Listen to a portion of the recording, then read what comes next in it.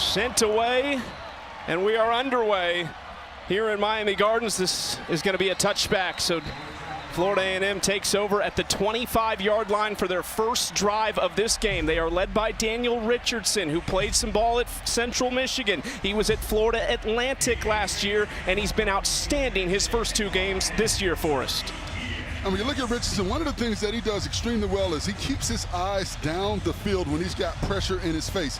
He doesn't get rattled, and he'll have to be able to look down the field and find receivers because Miami is going to bring the pressure early and often with the exotic defensive packages that they bring to the table. Thad Franklin Jr., the running back in the backfield with Daniel Richardson. Miami crowding the box here on 1st and 10. Richardson steps up, good on the move, low throw incomplete. Intended target is his top receiver, Gassett. Coverage on the play by Deani Hill. And one of the things Miami's going to do, they're going to bring 4, 5, 6 to the line of scrimmage. They want the offensive linemen to try to get into they want to get into the offensive linemen's heads. They want to try and make them think. So the offensive linemen have to do a good job of identifying what your assignment is prior to the snap of the football. Moves Franklin to his right. Richardson hands off this time. They'd like to establish the run, but it's going to be tough against a stout Miami defense. Tackle on the play by Jaden Harris up from his safety spot. And for Florida A&M to be successful in this football game, they're going to have to establish the run.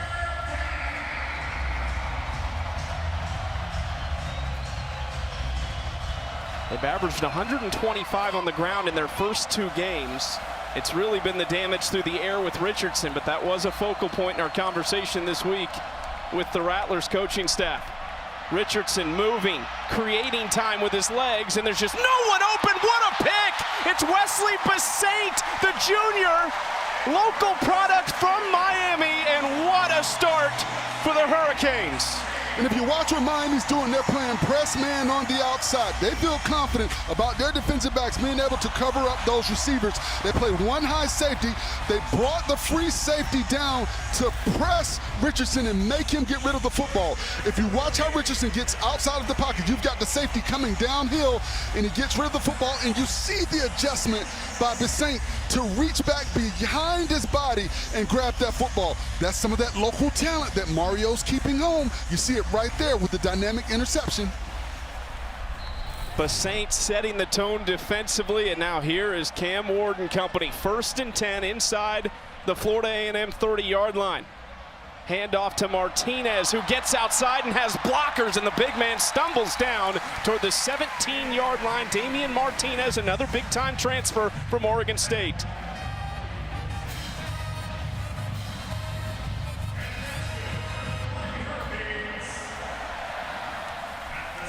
One play in their first down, their first down of the game on offense. Now Ward gonna throw it for the first time. Looks one way, back the other, lofts it over the middle. Wide open man, it's Elijah Arroyo, one of those tight ends. And what a start for Miami.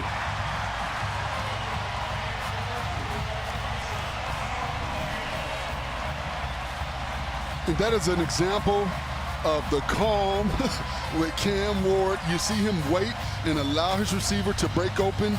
He's just calm back there. He knows where he wants to go with the football. You see the ball fake to the outside. That's to influence the safety and get those guys to drop over. And he knew where his tight end was coming across the formation, and he delivered a strike.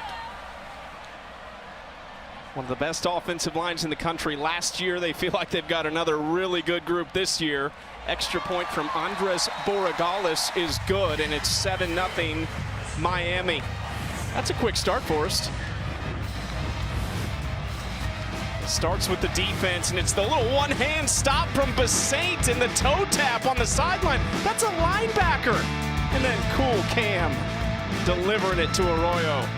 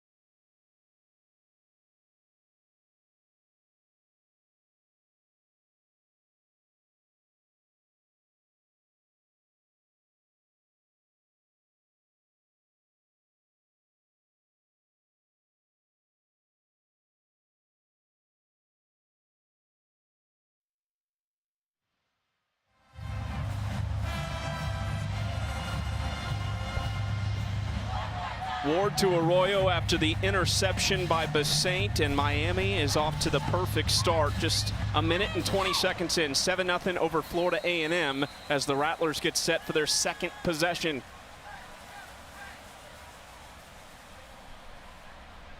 Borregales lining things up.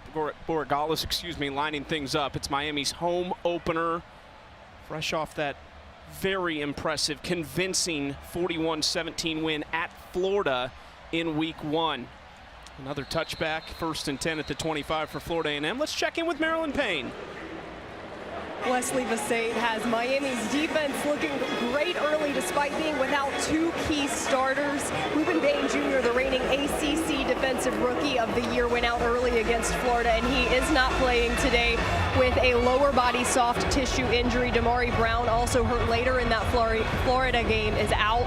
At cornerback in Brown's place, you'll see Darryl Porter Jr. on the field starting today. And at the D-line, you got Tyler Barron and Elijah Alston holding it down on the ends.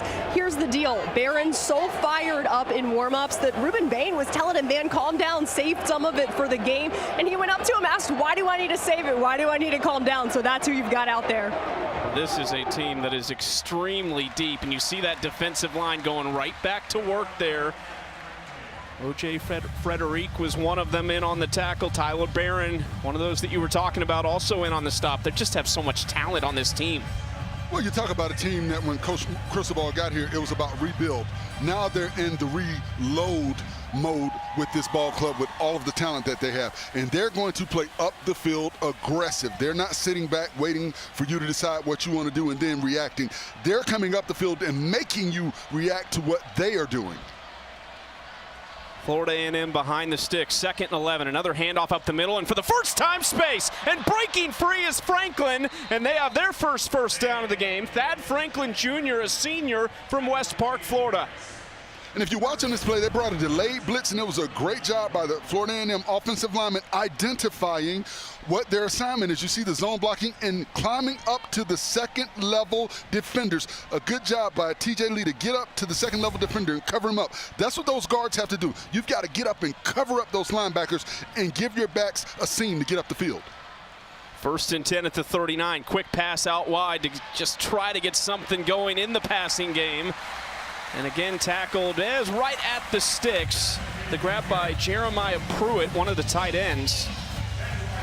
And that's the strength of this Florida A&M offense, that tight end position. Kobe Gross, Carter Johnson, Jeremiah Pruitt.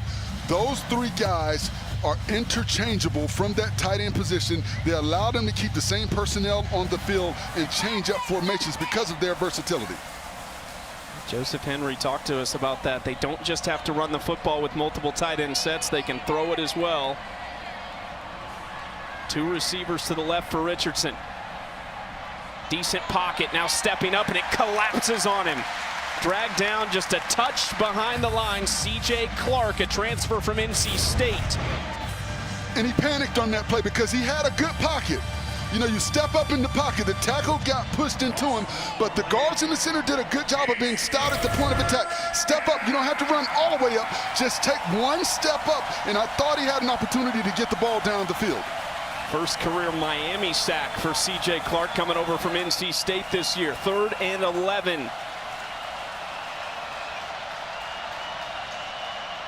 Richardson with a little bit of time, floats it out wide, nice ball, but gonna come up short of the sticks.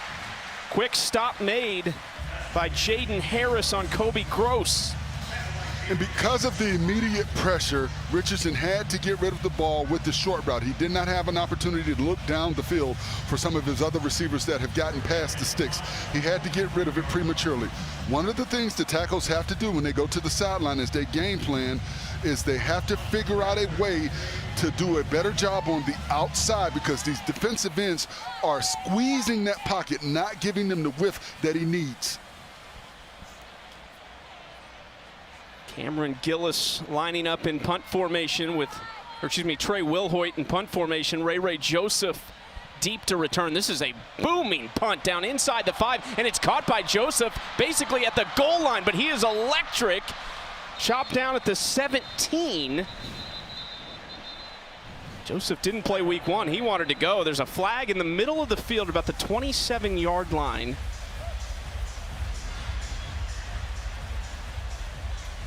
Our referee, John Noley, today, as they get things sorted out, and we're going to get our first word from him.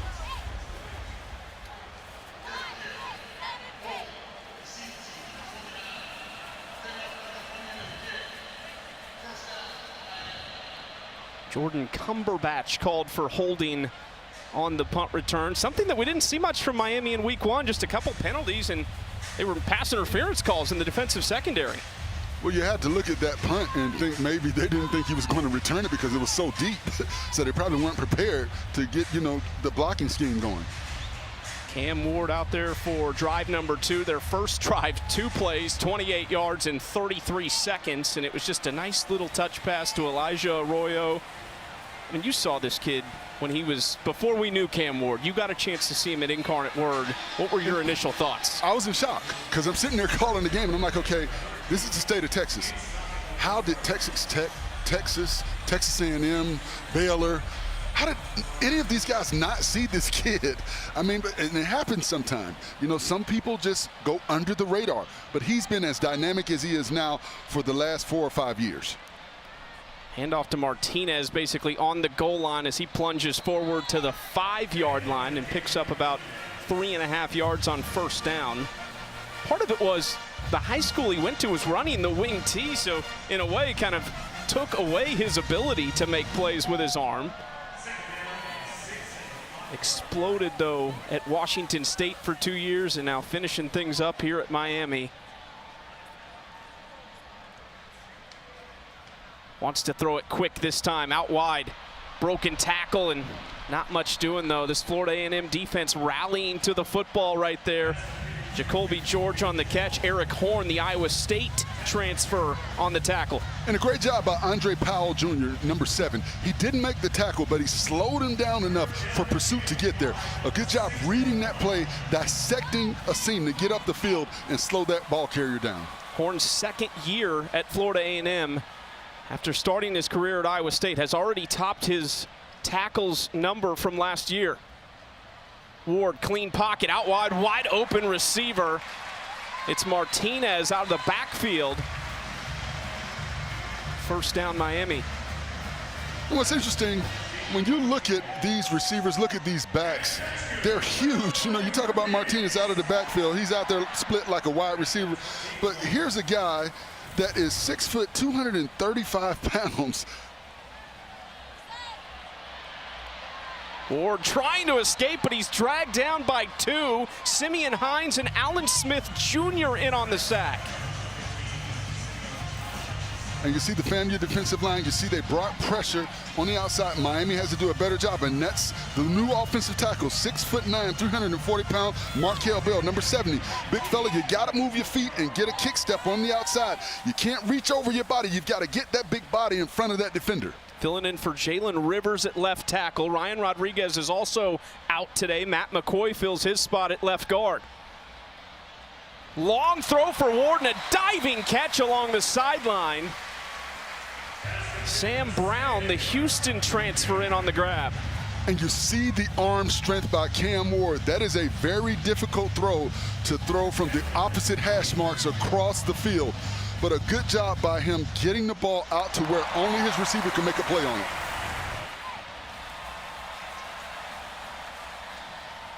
Third and 8, spreading things out. Martinez in the backfield, 2 receivers each way. What can Ward do on 3rd and long? Plenty of time. Fires across the middle. Riley Williams on the grab. Hurdles a man, and he's undercut just beyond midfield. Too much time for Cam Ward. You allow him to survey the field. You see him go through his progressions. He didn't see what he liked with the short crossing route. He's able to find Riley Williams on the deep crossing route. He wanted the short crossing route initially, but he saw Riley Williams on the deep crossing route. Good job by Cam. Talked about the tight ends for Florida A&M. It's a deep position group for Miami as well. They're looking for more out of them this season than last. Need them to stay healthy. Ward passing on 1st and 10. Looking downfield seam, and guess who? Mr. Reliable, Xavier Restrepo. Touchdown number 2 of the day for Cam Ward.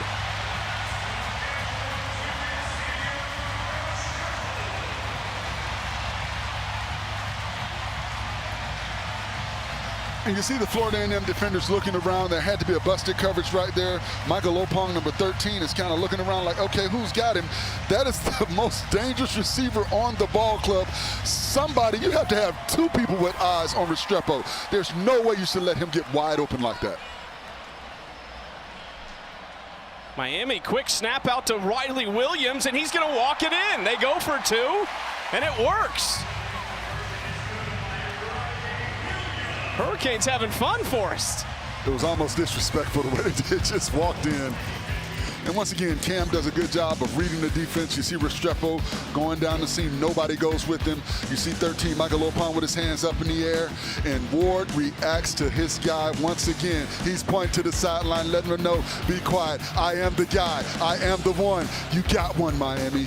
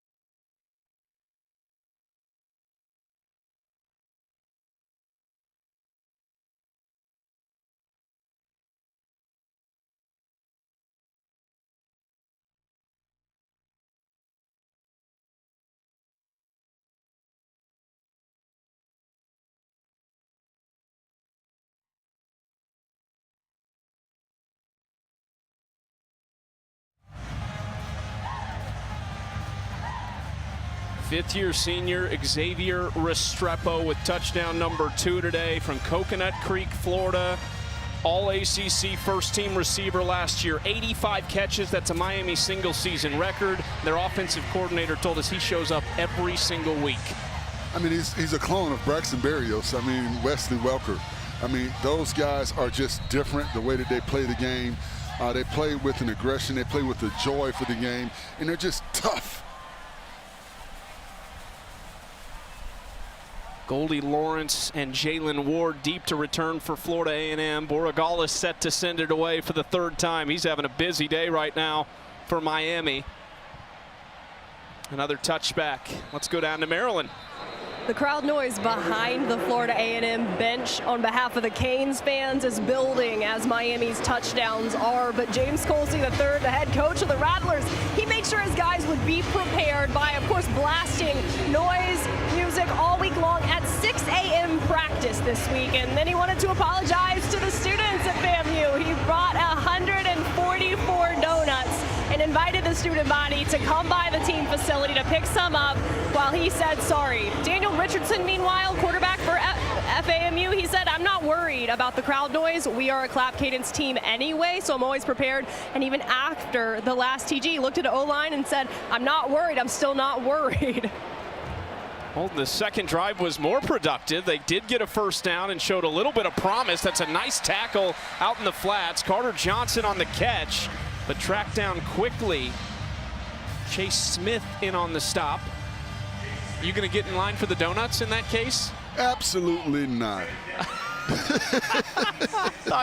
You got me. You got me. We did ask him, are you going to deliver those? And he said, no, they got to come get them. They got to come get them. Hey, he bought them. Now the question is, was it Dunkin' Donuts or Krispy Kreme? I look like Krispy Kreme, I think. 2nd and 9 for Richardson. Again, has a decent amount of time. Lost one deep, wide open receiver.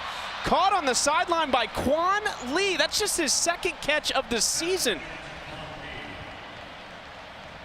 And a good job by Richardson on that play to stay calm in the pocket. He saw what he wanted, and that's just a busted coverage right there. You see number 41, Chase Smith, he got crossed up when they had the receiver come across his face. He's got to maintain contact with that receiver.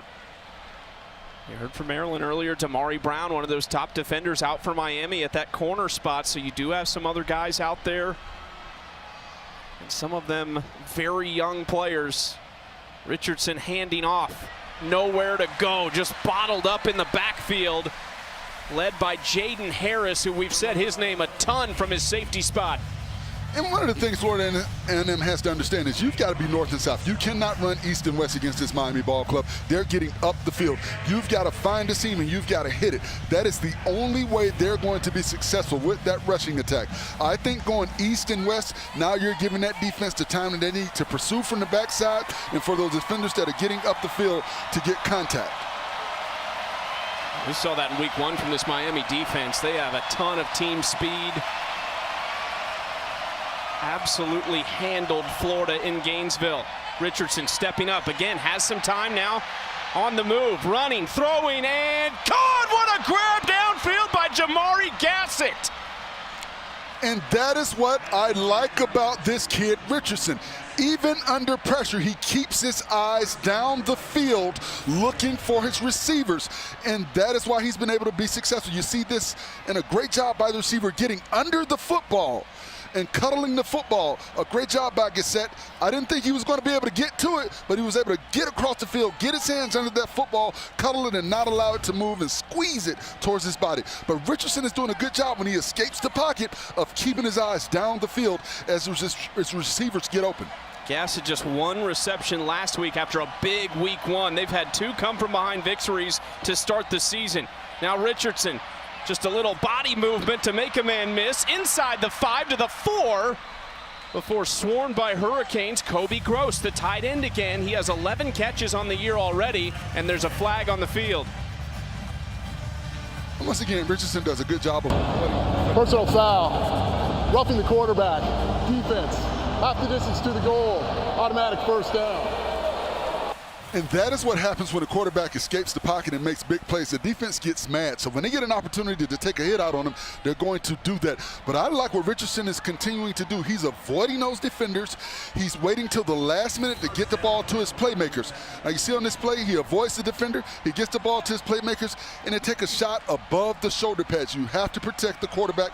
A good job by the officials identifying that and making that call. Look, Forrest, this is an FCS school, but they have 50 new players on the roster this year. 33 transfers, 28 of them from FBS programs who have seen atmospheres and teams like Miami. It's been a great response on this drive. Franklin lowers the shoulder, but he stops short of the goal line. Well, I'll tell you what this team has. They have the attitude of James Colsey. And you got to remember, James Colsey played for Mickey Andrews, one of the best defensive coordinators in college football history. So he has a swagger about him, and you see that exuded from this Florida A&M ball club. And you remember, this is the Black College national champion, reigning national champion. So they play with a chip on their shoulders. 12-1 last season. They have a 21-game home winning streak. James Colsey didn't inherit a program in shambles. He inherited a thriving program. Richardson, handoff to the tight end. Gross does fall forward. Excuse me, Johnson does fall forward. And you know what I'm most appreciative of? They're inside the 5-yard line, and they're lining up under center. They're not lining up in pistol formation. They're lining up in shotgun. They're lining up under center, and they're challenging their offensive linemen to get the job done. Now, what these offensive linemen need to do is they need to accept the challenge. Get down on all fours. You want to bear crawl. You want to uproot those defenders. This is why you do goal line at the end of practice. This is what you do it for. So this is the big challenge for them right now. And I know Coach Colsey is challenging that offensive line, that big offensive line that comes in at 6'5", 302 pounds. He's challenging those guys to step up and make a play. James Colsey and company want a timeout. Timeout. Florida A&M. They want to talk this over. A massive 3rd and goal Correction, coming up after a dreadful start for Florida A&M. It's been a great response from the Rattlers.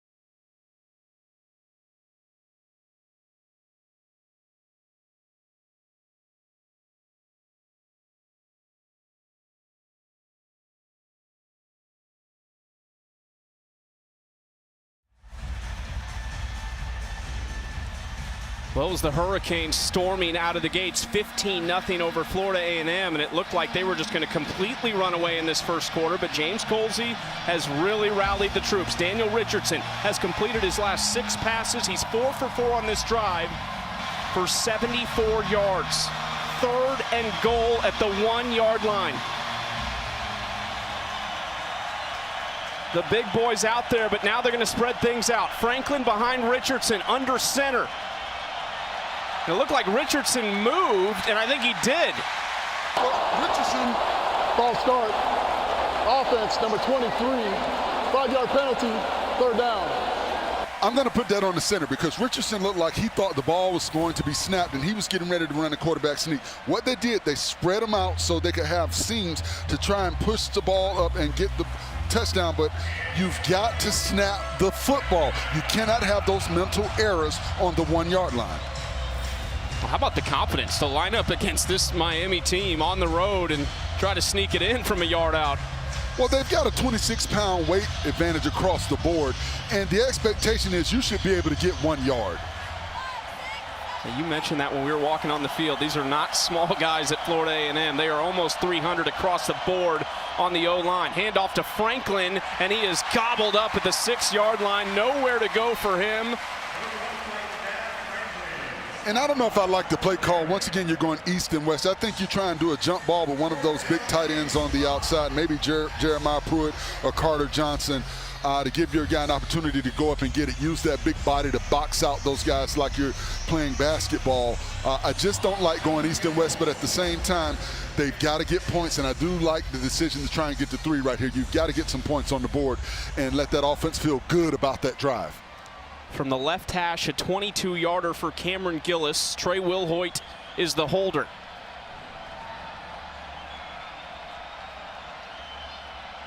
Snap is good, hold is down, kick is up and through, and Florida A&M is on the board late in this first quarter. An impressive response for Daniel Richardson, a veteran quarterback. He has thrown for a lot of yards at the FBS level, and he's going to do it this year for Florida A&M.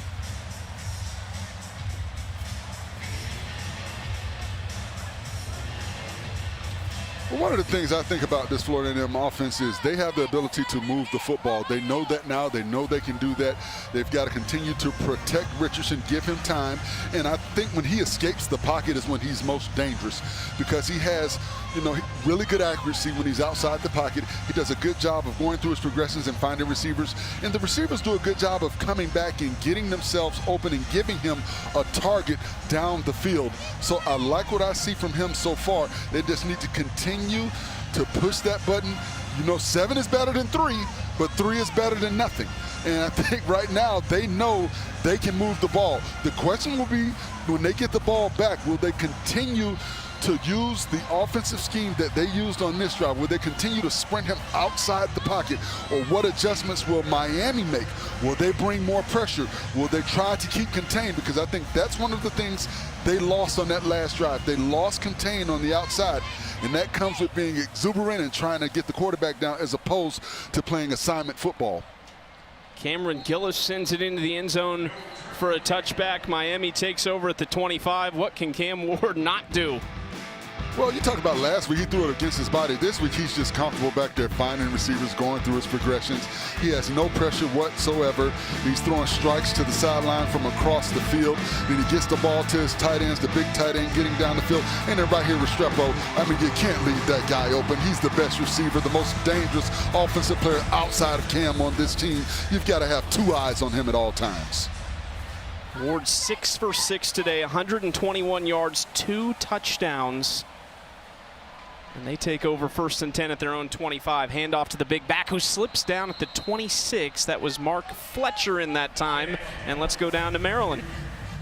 As heralded as Cam Ward is for being spirited, lively, and loud, today he's been calm, cool, and collected to this point alongside Coach Shannon Dawson's help before the last scoring drive, which started almost back in the Canes' own end zone. He was the first one to rally up his team even before the penalty announced, ready to draw up the next play. He has looked really locked in to start this season. That pass just behind, right on cue to Isaiah Horton, incomplete. But that was one thing that Mario Cristobal said about Cam Ward. He's not interested in individual stuff. He just wants to win. He said the whole team, they're not into social media. They're into building this program, and their goal is to make Hard Rock a hard place to play. And I love what they're doing in the spirit that they've come into this ball game with, and that's attention to detail. 3rd and long here for Miami. 2 for 2 on 3rd down today. Ward, plenty of time. Again, the seam, and it's Restrepo. Big play down to the 41-yard line, 1st down. And what's interesting about that is this defense came into this game understanding Restrepo was the biggest talent and target for Cam, and they continue to give him free rein. Miami out there 1st and 10 after the big connection with Restrepo from Ward. Fletcher the back, play action pass, and Ward has all day long. Now rolling to his right, still calmly looking, hit as he throws and delivers a strike to Isaiah Horton. And a good job by Ward keeping his eyes down the field. I know the coaching staff don't like the hit that he took on that play, and Ward knew he was going to get hit because he saw the pressure coming in his face, but a good job delivering a strike down the field once again. Both of these quarterbacks do a really good job of keeping their eyes down the field. Ward, to me, does an excellent job of going through his progressions and knowing where he wants to go with the football. He's reading the defense as well. Horton come all the way across the field to make that catch. Ward now 8 for 9, $181 and 2 touchdowns. Fletcher fighting for space, and let's check in with Maryland. Isaiah Horton, the receiving end of what Xavier Restrepo says is the biggest way you can tell just how improved Miami's offensive line is this year. X said, look, here's all I can say. It is so easy, the easiest it's ever been for me to take my time running the right route. He said, I got 3 or 4 seconds of holding time before the ball drops exactly where it's supposed to be. That's how good this O-line is. And they were great last year, but it's a deep group. We already talked about Bell and McCoy on the left side filling in, who didn't start last week. Fighting for extra yardage on the far side, gets to the 9-yard line on the play. Chris Johnson Jr. You got to be loving what you're seeing from this Miami offensive line. Absolutely. They're getting pushed at the point of attack. They're firing off the football. They're playing with flat backs. And that's all you can ask for from your offensive line. 3rd and 5 at the 9-yard line. The redshirt freshman Johnson stays in the backfield. Ward dumps it out to Johnson in space to the pylon, touchdown. Ward's thrown 3 to 3 different Miami Hurricanes. And you know what that shows is his intelligence in understanding this offense and understanding defensive concepts. He knew exactly where he wanted to go with the football as soon as the ball was snapped. He knew where the pressure was coming from. He knew where his receiver was going to be. He did not wait to allow him to get into the flat. He delivered the ball early because he knew there would be no defender. And once his guy got his hands on the football, nobody was going to get to him before he got to the pylon. Andy Borregales for the extra point. It is good, and that makes it 22 to 3. Last week, Cam Ward completed passes to 10 different players. 6 of them had receptions of more than 20 yards. He is back in his bag this week, this time to Chris Johnson.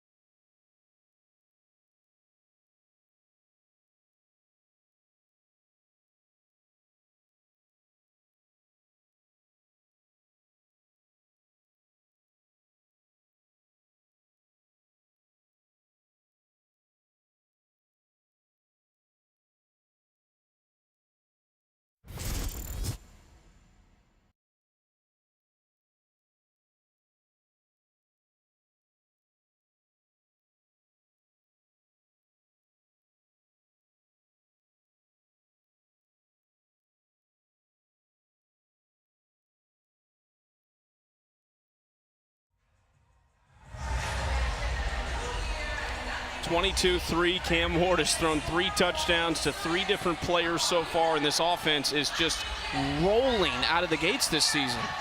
Well, he continues to have an understanding of where he wants to go with the football. He's continuing to gel with this offense, and that is the scary thing about Cam Ward.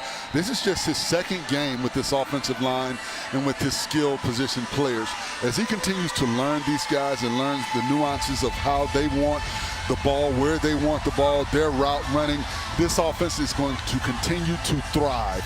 And when you look at the young fella, big Markel Bell, and I got to give him love. I want to give love to my big fella, 6'9", 340 on that left tackle. He's doing a really good job on the outside, getting his body in between those defenders. Take us through that last touchdown pass we saw from Ward. Well, once again, watch Cam. He knows he's got 2 tight ends on the outside, and he knows that's going to occupy those safeties. And then he sees Eric Horn, number 5, come down, so he knows he has nobody on the outside to cover that back. And when he gets the ball to the back, it's a race to the pylon, and he's going to win that race every time. But once again, that's an understanding of what the defense is showing you. He knows those safeties have to follow those tight ends, and he knows his back leaking out is going to be wide open as he sees that blitz come from Eric Horn on the outside. Interesting stat from the first quarter. The time of possession was actually heavily in the favor of Florida A&M. 10 minutes with the ball, but just the 3 points as Kelvin Dean plunges forward back to the line of scrimmage. Nowhere to go for Dean on that first down run. Well, that kind of is reflective of all the explosive plays we've seen from Miami. They're going down the field with the vertical pass game. They're finding receivers in the seam. So they're just, really doing what they want to do right now. The Rattlers have forced Miami into a few tough third down situations, but Ward and company haven't blinked yet. And now 2nd and 10 for Richardson. And I still think you need to sprint Richardson outside the pocket, allow those receivers to get into their routes. Little toss play here. Dean looking for space. He has gobbled up a 2-yard loss on the play. Ahmad Moten in on the stop. Raul Aguirre and Malik Bryant there as well. And you see Miami changing up personnel. Now they're going to bring that pass rush personnel into the football game. Florida A&M has to do a good job of identifying their man. Now, what Miami has done in the past is walk everybody up on the line of scrimmage. They've got guys standing up. They've got guys in each gap. And what that is to try to confuse those offensive linemen. So the center has to make his mic call. Once he makes that mic call, then the rest of the line can identify what their assignment is. Florida A&M 0 for 3 on 3rd down today. Richardson, quick pass on a little tunnel screen. Gassett has space, trying to bounce it outside, but he's dragged down by Zaquan Patterson. And that's that Miami speed on defense being shown off right there. And you said it, he had an area to get up the field, but because of Patterson's speed, he was able to get to him and wrap him up before he was able to get going, because it looked like he was getting ready to get that first down.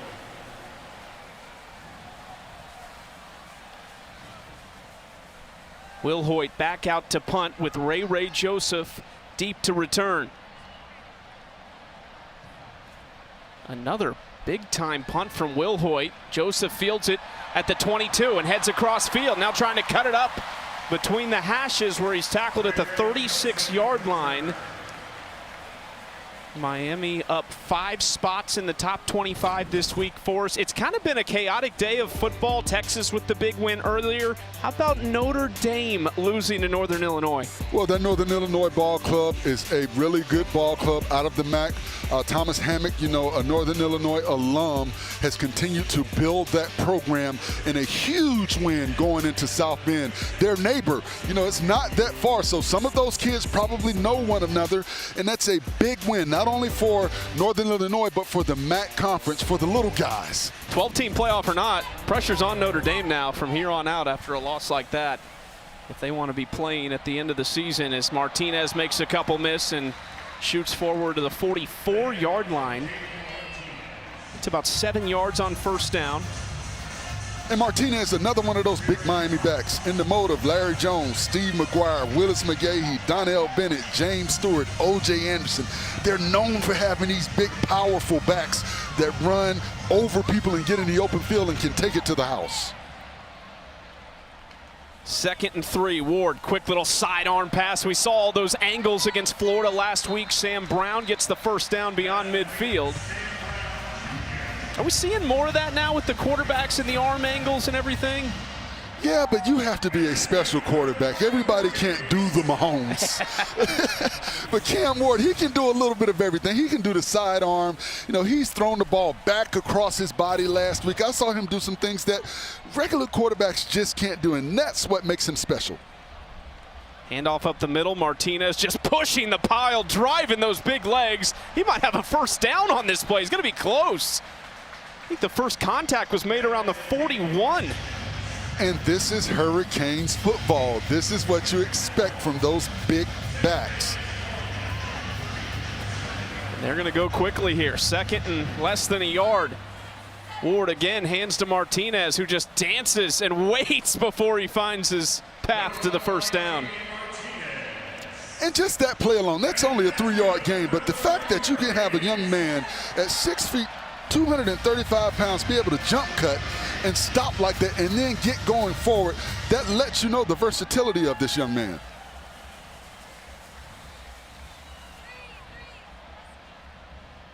Moves the chains again. 1st and 10 now at the 33-yard line. Brown in motion to the slot to the right of Ward.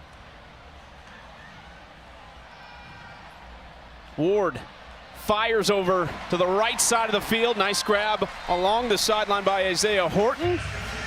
And you can move him again. And right now, Ward is just getting anything he wants. He has all the time in the world. He's going through all of his progressions. And the receiver does a good job of sitting down and giving him a target to throw to. 8 different players have caught the football. 4 have at least 2 catches. 1st and 10 now at the 16-yard line. Johnson in motion. They'll throw it out to Johnson. Low throw, and actually might have been better if it was incomplete. Might have been a backwards pass anyway, but you're gonna lose about 5 yards on the play. Yeah, the pass was behind the line of scrimmage, so it was a good job of him covering that up because that was a live football. You got better eyes than I do, apparently. It's the glasses.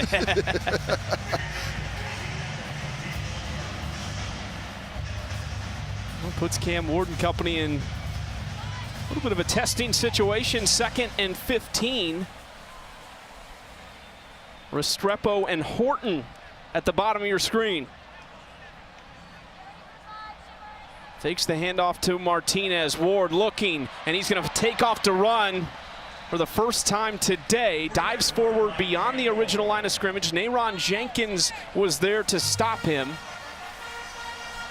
And a good job by the defender staying on the receivers. Even as Cam planted that foot and got north and south, they did not react to that and go towards him. You have to stay on top of those receivers because of his ability to dump the ball over them and get it to Restrepo on the outside. So a good job making the tackle.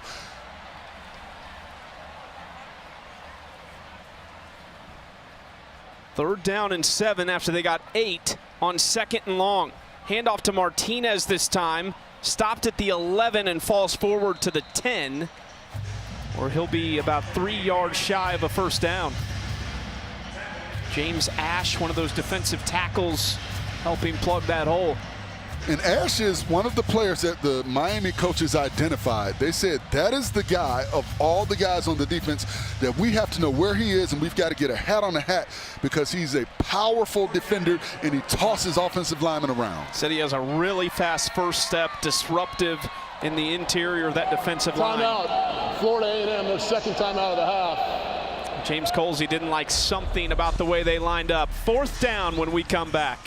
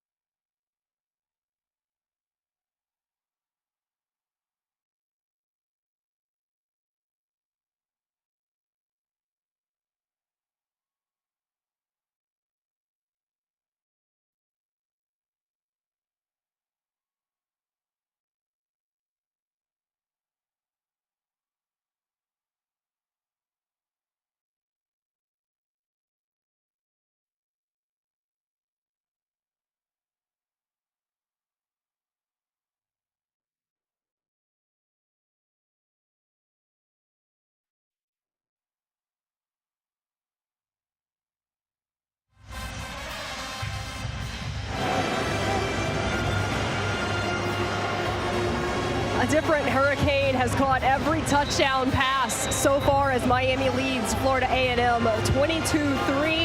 The heavy hand on this drive, running back Damian Martinez, who said that it's the importance of hyping up every other skill position on the field, not just all the running backs, but he said wide receivers to tight ends to RBs. It's what makes this team differently. Function differently is the way that we support one another, even as all the guys who know we want to go score. But you see it so far on the field for the Canes today. They're hyping one another up, tight ends laughing at each other and at Xavier Restrepo along with Martinez as these guys come on and off the field and just kind of chirp at one another. That's what Shannon Dawson, too, has said is the attitude of this team. And Dawson also said that, he's really big on ball distribution, and that's what Cam Ward has done these first 2 weeks. I think everybody's going to eat on this Miami offense the way things look. Martinez is the back. Ward barking out signals. 4th down at the 10-yard line. Ward claps his hands.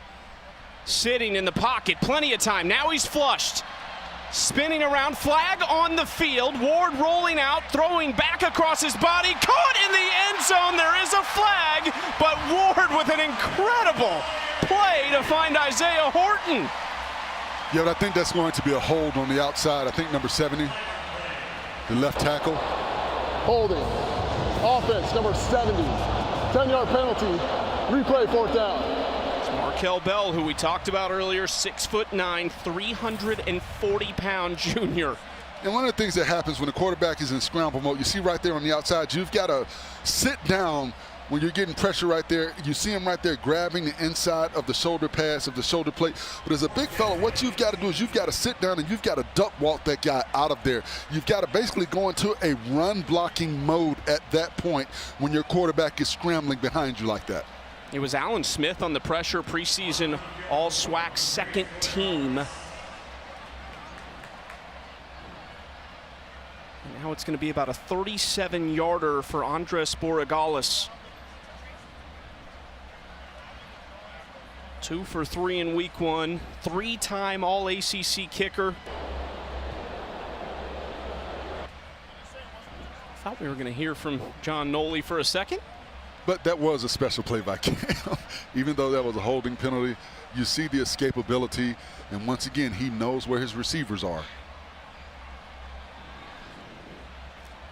Officials having a quick conversation here. James Colsey's out on the field right now. It looked like he was talking to Cam after the play. Like, yeah, it was a special play, but too bad it doesn't count.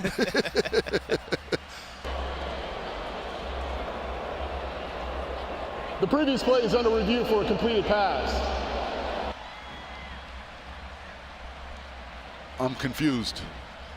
If it's a hold, what does a completed pass mean at that point? Replay official Paul Verna.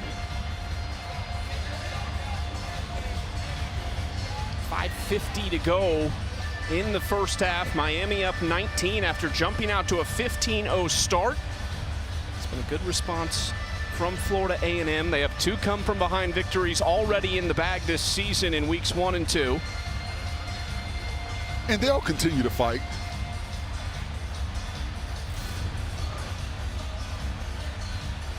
All right, let's see. I don't think he caught that. Did he catch it in bounds? You know that toe that we saw the other night in that Kansas City game? There's a toe there, and this one not quite as meaningful. After further review, the ruling on the field stands. It'll be 4th down, Miami. No change to the original ruling on the field. Borregales, who had to stand over this one for a while, will finally get an opportunity from 37 yards.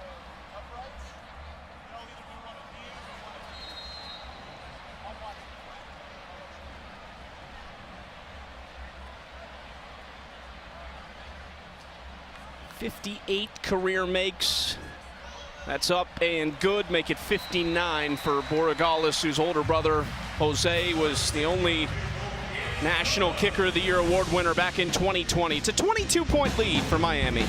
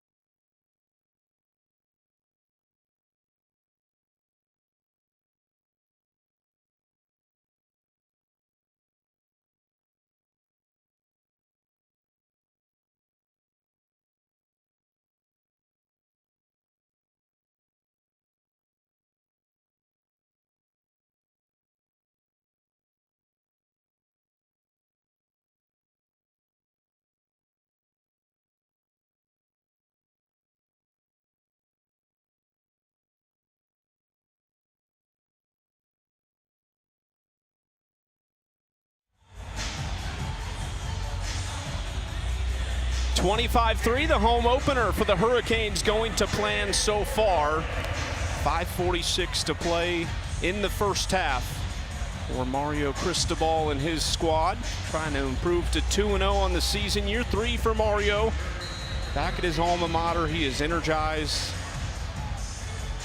Does not shy away from the project that Miami was when he took over, but man, is it trending in the right direction.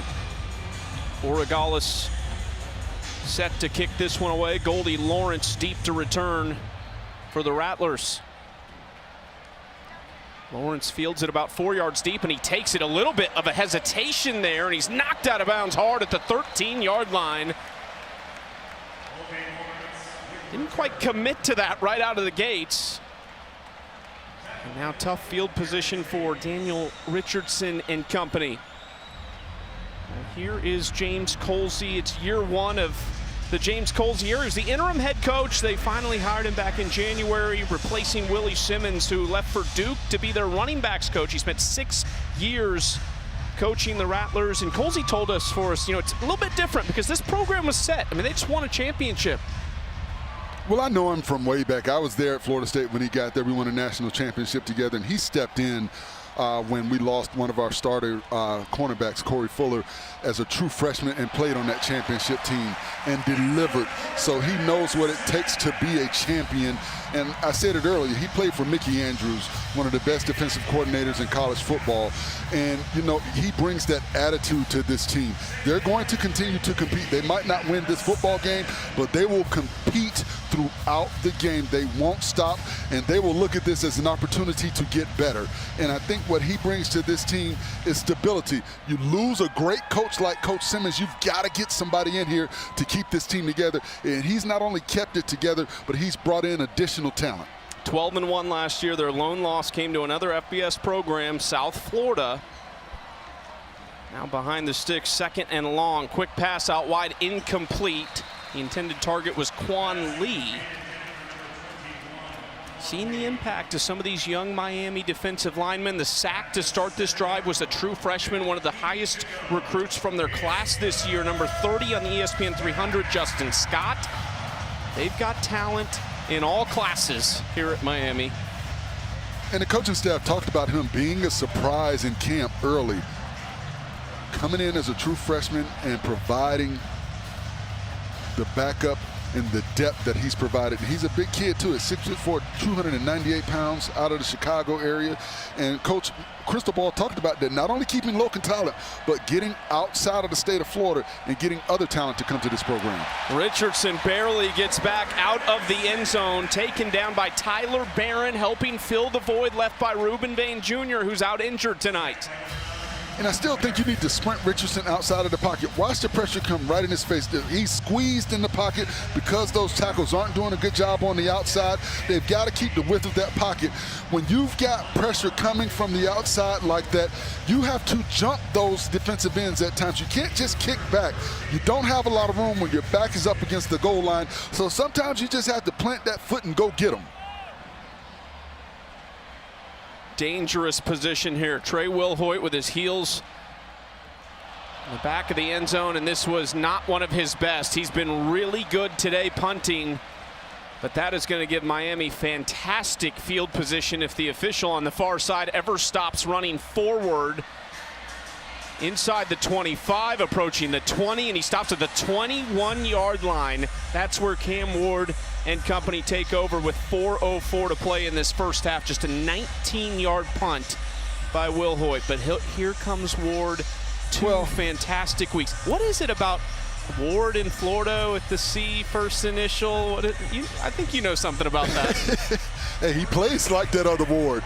Very calm, cool, and collected. And he knows where he wants to go with the football. Look at these numbers right now. 12 of 13, 219 yards. He's basically done everything that he wanted to do early in this football game. Whether he likes individual accolades or not, he's not going to have much of a choice if he keeps playing like this. Just going to come with the territory. They start off the drive with a handoff to Damian Martinez, who gets about 8 yards on the play. Nayron Jenkins on the stop. And Miami next week, 3:30 Eastern on the ACC network. They will have Ball State, Maryland, Virginia. You already had Virginia this year. The ACC feeling like there's spots for the taking toward the top of the conference. Whistles before the snap, flags flying. False start, offense, number 78. 5-yard penalty, remains second down. It's the left guard, Matt McCoy. Well, you have to say right now that Miami is the front runner in the ACC with the loss by Georgia Tech today to Syracuse. And I've yet to see that Syracuse program, but they're making some noise. They've got a new coaching staff up there, and they've got some new energy. So it'll be interesting to see how they fare after that big win today against Georgia Tech. They got Kyle McCord from Ohio State. He almost threw for 400 today. He had 285 in the first half. Ward again all day, now finally flushed out a little bit. Lobs this one downfield and out of play in the direction of Sam Brown. Kendall Bowler was in coverage, Smith and Westmoreland. There's no intentional grounding. Quarterback is out of the pocket, and the ball is thrown beyond the line of scrimmage. Florida and Clemson picked ahead of Miami here. Both of them already with early losses. Clemson's was to Georgia, but it didn't look great in the second half of that game. Yeah, they didn't, and of course Florida State, those two early losses. It is, you know, you just don't know coming into every season how a team is going to respond. Timeout, Florida A&M. It's their final timeout of the half. It'll be 30 seconds. I think with Florida State, you know, you lose 2 conference games early. You know, they lost 10 players last year to the draft. They lost every skill position, starter as a skill position from that offense. So they've got to regroup. I think Coach Norvell, this week off for them will allow them to regroup. But, you know, like Louis Riddick said last week during that game, there's got to be some soul searching on that team. And there may be some changes when they play next week. For Clemson, they're still in it. They lost to Georgia. That's not a conference football game. I know Coach Sweeney will have that team ready to play. NC State is making some noise, but Miami is the clear favorite. Everybody talked about Virginia Tech, but they had the opening loss to Vanderbilt. How does that affect that team moving forward? Not a conference loss again, but how does that loss affect their psyche? We saw the psyche of Florida State affected by the Georgia Tech loss. Let's see what these other ball clubs do as they progress through the ACC. It's part of what we love about the 12-team playoff. Hey, it's okay. You lost an early season game. You might have to be really good the rest of the way, but there's still a chance. 3rd and 8 for Ward. Quick pass out to Brown, trying to dance around his lineman. Almost breaks free, but he's dragged down and then pushed out at the end. Alan Smith Jr. was the first one to get to him and then had help to bring him down on the sideline. And a good job by the FAMU defenders. You don't necessarily have to make the tackle, but if you slow the ball carrier down, you allow pursuit to get there. And the pursuit did a good job of getting him down, not allowing him to get north and south and get positive yards. 4th and 5. Ward and company stay on the field. 2:30 and ticking, approaching that 2-minute timeout. Martinez the back. Restrepo number 7 in the slot at the top of your screen. He's his top receiver and one of the best in the country. Ward looking that direction, now to his right. All day long, throwing and almost taken away. It's still going to be a turnover on downs. Jaron Fox on the coverage, transfer from Mississippi Valley State. Nice defense by the Rattlers. And that's one of the toughest routes to cover, those crossing routes. Good job by Fox identifying where he wanted to go with the football. You see him right there sitting on it. He sees the receiver come by him and he sits down and he's able to move right into the path of the football. That is what you have to do. You've got to sit down by the linebacker. He sat down, he watched the quarterback's eyes, he saw the receiver set, and then try to get over into that area where the quarterback wanted to deliver the football, and he was able to get his hand in there and knock it down. Great job by the defense to get off the field and get the ball back to their offense. Overall, Florida A&M played a pretty good game so far. It's been the big plays by this Miami offense. Oh, they're going to continue. Like I said, they will compete throughout. That's in the DNA of Coach Colsey. Miami will get the second half kickoff, so this is a very important drive here for Richardson and company. Throwing it out into the flats. 2 Hurricanes on the chase. Besaint made the stop there. Kelvin Dean on the reception. We have reached the 2-minute timeout here in Miami Gardens. What a beautiful city. This is the 2-minute timeout. Timeout.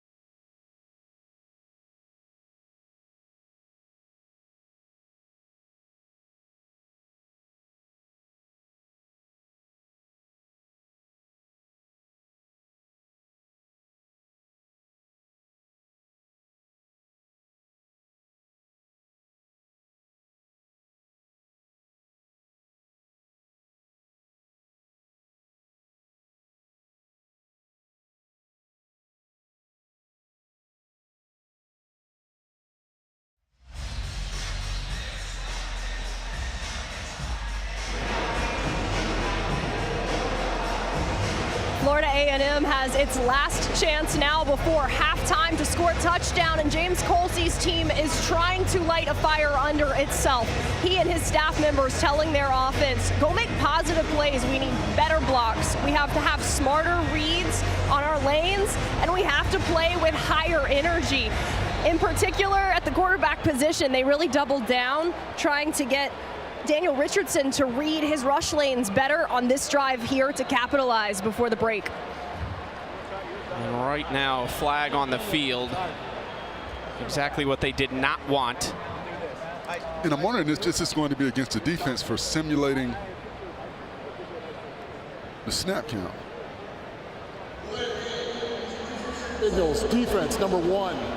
5-yard penalty, remains second down. Kiko Maui-Noa. The officials are taking a deep look at this, and they're calling that this season. You cannot simulate the snap count. So that's a good job by the officials and a good job by the Florida A&M offensive linemen. And a lot of times what you see with that, when we were told, is the clapping from the defenders to try to get the offense to bite, thinking it is the quarterback. Second and short now for Richardson. Miami showing pressure, now backing off. And it looks like they're bringing 6. Porter creeping up there from his nickel position. Out toward the flats, caught and immediately bottled up there. Maui-Noa. They do get the first down on the completion to Quan Lee. And usually on a play like that, the receiver is able to get back inside of the linebacker. But you see Maui-Noa in his athletic ability able to turn and grab that receiver and get him down. And they talked about him being not only the vocal leader of this ball club, but a playmaker. And you see his ability to eliminate the possibility of a big play. The Maui-Noa brothers, a big part of this Miami team, Kiko and CC. ACC the right tackle. First down for Richardson, bumped, and it was really no contact from Tyler Barron, but he just drove the right tackle back into Richardson. And you've got to do a better job. Watch the right tackle. You can't kick, but you've got to stop at some point, and you've got to be strong, and you've got to punch. You've got to sit down. When you're up high like that, you're giving up inside hands. You see, he doesn't have any leverage. The defender has all of the leverage. Tyler Barron, he got inside hands on that offensive tackle. You've got to sit down in your stance. You've got to punch. And I said it earlier, sometimes as opposed to kick stepping back, you've got to take a drop step and go out and hit somebody in the mouth and let them know that you're there. You can't always accept the contact. You got to go out and give it out sometimes. And I think that's what these offensive tackles for Florida A&M have to do right now. They're accepting too much contact. Go out and give it a little bit and make those defensive ends think a little bit. Right now they're coming up and they're not thinking about you attacking them. They're thinking about being on the attack. Well, hit them in the mouth. You know what Mike Tyson said? Everybody's got a plan till you get hit in the mouth. Well, you got to hit somebody in the mouth. You can't just continue to accept that and allow your quarterback to get taken down. Best Miami defensive lineman you ever faced? Warren Sapp, hands down. Quickest first step I've ever seen from a 3 technique in my life. And I played against some great ones and played with some great ones at Florida State. But Warren Sapp, hands down. And they have had some great ones here over the years. Richardson second and long under pressure, pass tipped, caught by his offensive lineman who dives down near the 25, flag thrown on the far side. It was caught by Ashton Grable, who's a preseason all-conference first-teamer. And that shouldn't be a flag because the ball was tipped. But big fella, you got to get high knees when you get that opportunity. Come on, man. I wish I had that with these bad knees, I don't know. But you got to get high knees on that, man. But the ball is definitely tipped. There's no foul for illegal touching. The ball was touched by the defense. At the very least, give him credit. Soft hands. Yeah, but I got to get some high stepping in there. Come on, that is a dream. Timeout, Miami. Their second timeout of the half. It'll be 30 seconds. But Ashton Grable did a great job of getting that football, squeezing it, and getting positive yards. You know, but as I said, as a big guy, your dream is to either carry the football or catch a ball that's been tipped. And, you know, I wanted to see some high knees on that play, man. Grable's brother, Tylen, was a 6th-round pick by the Buffalo Bills this year. Played a year with him at Jacksonville State. James Colsey, some thinking to do as we tick toward halftime, 1:19 to play. Miami up 5 spots in the top 25 to number 12 this week. Be curious how things shake up with some of the losses in that top 10, where Miami goes to if they do hold on to win this game. Their last loss in a home opener was 2006 against Florida State. It's 16-0 in home openers here at Hard Rock Stadium. And what Coach Cristobal is trying to do is recreate what the Orange Bowl was, one of the most difficult places to play and win a football game. That is the culture they're looking for here at Hard Rock Stadium. 3rd and 10 after the completion to Grable, the offensive lineman. Richardson does have time this time. Little crossing pattern here, a first down. Ball comes out, but it does go out of bounds. Jamari Gassett on the catch, has had a couple big ones today, tracked down by Jadis Richard. And you see Richardson does a good job. When he has time in the pocket, he knows where to go with the football. You see the crossing route right there. He's able to get Gassett in on the move. And that's one of the most difficult routes to cover as a safety, as a linebacker, because you're always in trail mode.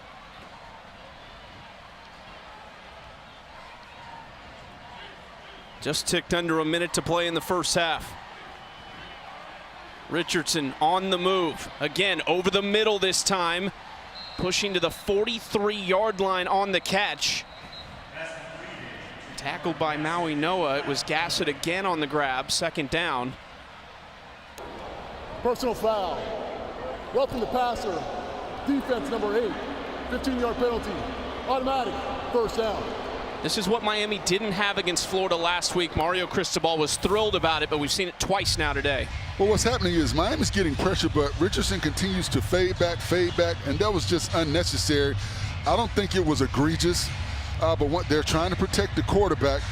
I think you let that go. It is football. I mean, he didn't put his head down. He didn't over-aggressively knock him down and send him flying across the field. It just, Josh Horton just kind of put a little hands on him and let him know, hey, I'm here. You know, I want to touch you a little bit, but I don't know if you make that call. Well, now inside the 45 of Miami, 44 seconds left. Florida A&M does not have any timeouts, though. Richardson scrambling, throwing downfield. Good coverage on the far sideline by O.J. Frederic Jr., a freshman from Fort Lauderdale. And dangerous throw by Richardson. I didn't think he had a lot over there. That was covered up on the outside by the defender. You know, he put the ball up where maybe it would be in a position where only his guy can make a play on it, but I thought he was too close to the sideline. The defender did a good job of using the sideline to his advantage and pushing that receiver where he was going to be out of bounds if he was able to make that reception. Well, Frederic just a 3-star recruit, and based on everything else they've got, that's a low number for them, but they love this kid out at corner, and he's going to have a chance to make a big impact this season. Pressure coming for Richardson, stepping up. He can move, lowers the shoulder, and gets down to the 35-yard line, but that clock is ticking right now, under 28 seconds. A big meeting there with Jaden Harris, and it brings up 3rd down and 3. Under 20 seconds. Richardson trying to get everybody set. Dropping back, throwing, and what a catch! Unbelievable, but the ball comes out, and it does go out of bounds. It's Carter Johnson plucking that out of the sky. And that is what the coaching staff talked about, those dangerous tight ends on the outside. Watch him go up in one hand, this snatches it. Almost looked like Travis Kelce the way he caught that football. And the Miami defender is trying to scoop it up. Just cover the ball up, De'Yani Hill. You got to jump on top of that. He's trying to scoop it up. Timeout, Miami. When the ball went out of bounds, so Florida A&M was actually going to have to clock that ball if Miami didn't just call a timeout. Clock stops under 2 minutes on 1st downs until the ball is set. And look how he reaches up across his body, twists, jumps over the defender. But right here, you've got to jump on top of that. You can't try and scoop it up, De'Yani Hill. But what a catch. And he knows he's got a defender coming behind him. And he goes up and gives his body up to make that catch. I think that's what might be most impressive. I mean, you know that safety ski. You can get smoked. But that's why the Miami coaching staff talked about those tight ends, Pruitt, Gross, and Johnson.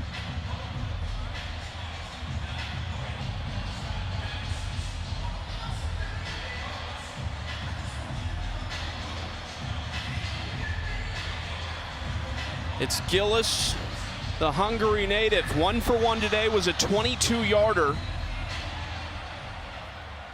This one from 36, and the left hash. 11 for 14 on the season last year. Career long of 44. Kick is up, and it is good. And what a drive to finish the half by Florida A&M. You need to play football. Everybody puts their pants on the same way. Everybody works out with the same type of weights. You got to go out here and show and prove.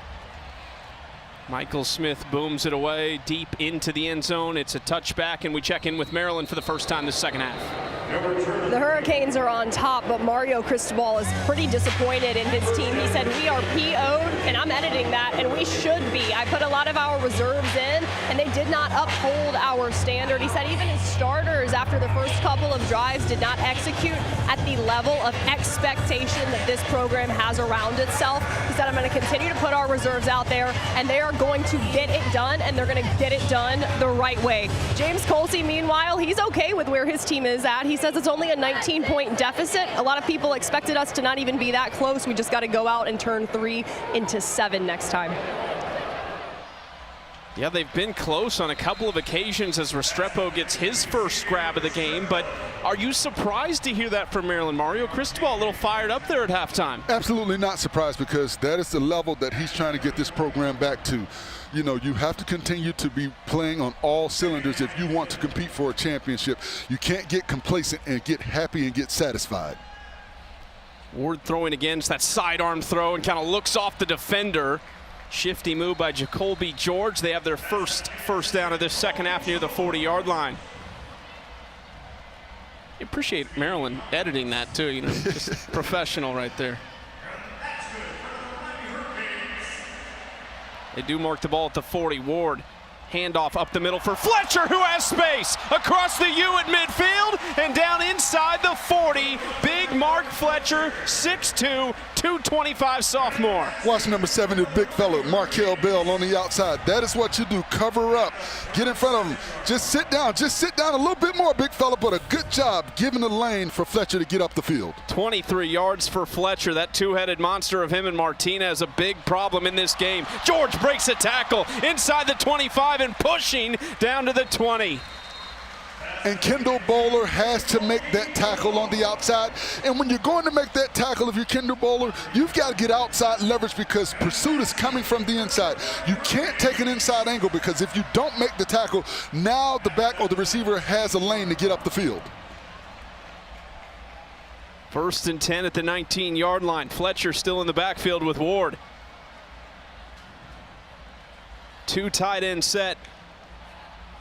Ward, quick throw on an out pattern to Restrepo. Has a blocker in his receiver, gets outside 5-yard line and delivers the boom inside the 5. And an awesome job by number 7, Samuel Brown, on the outside with the lead block, allowing Restrepo to continue to get up the field. Watch number 11. Not on the field for injury. It's Andre Powell, and he was the one on the wrong side of this by Restrepo. And you can't just put your shoulder down when you've got somebody coming full speed. You've got to go down and try and wrap up. I hope he's going to be okay. But that was 7 on 7, and the 7 from Miami won.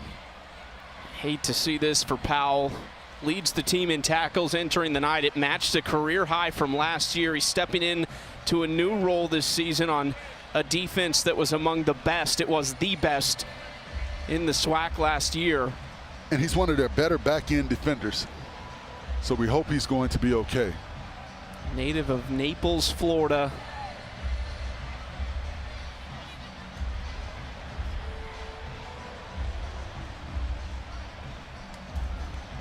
Hate to see this along the sideline as they continue to tend to Andre Powell Jr. And it looks like they're checking the stability of his knee, something you don't want to see. Well, good to see him up and moving, at least under his own power. Excellent. Xavier Restrepo, 4 catches, a $104 and a touchdown, 7th career 100-yard game. Yeah, measly 26 yards a catch. Not too bad. Not too shabby. They've got single-digit players left from the Manny Diaz era. He is one of them. Ward play action, hit from behind, but throwing wide open beyond the reach of Restrepo. And he was almost too wide open. That was a rub route. And you saw the FAMU defenders get lost. And it looked like maybe one of the FAMU defenders got in the way of Cam, and he had to get the ball over his hands. But you see the rub route right there. Great route. And you see the FAMU defenders get caught up with that rub route. Good job by Miami. Just couldn't get the ball to Restrepo. Davion Westmoreland pressuring Ward on that play. 2nd and goal, handoff Fletcher, and touchdown. Miami extends their lead, 31-6, the Hurricanes on top.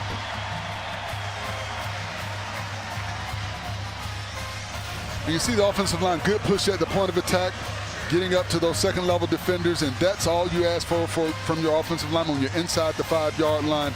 Give the back somewhere to go with the football. Mark Fletcher, 6'2", 225 pounds, followed his big guys up, and you see once he gets going, he's one of those fall forward backs.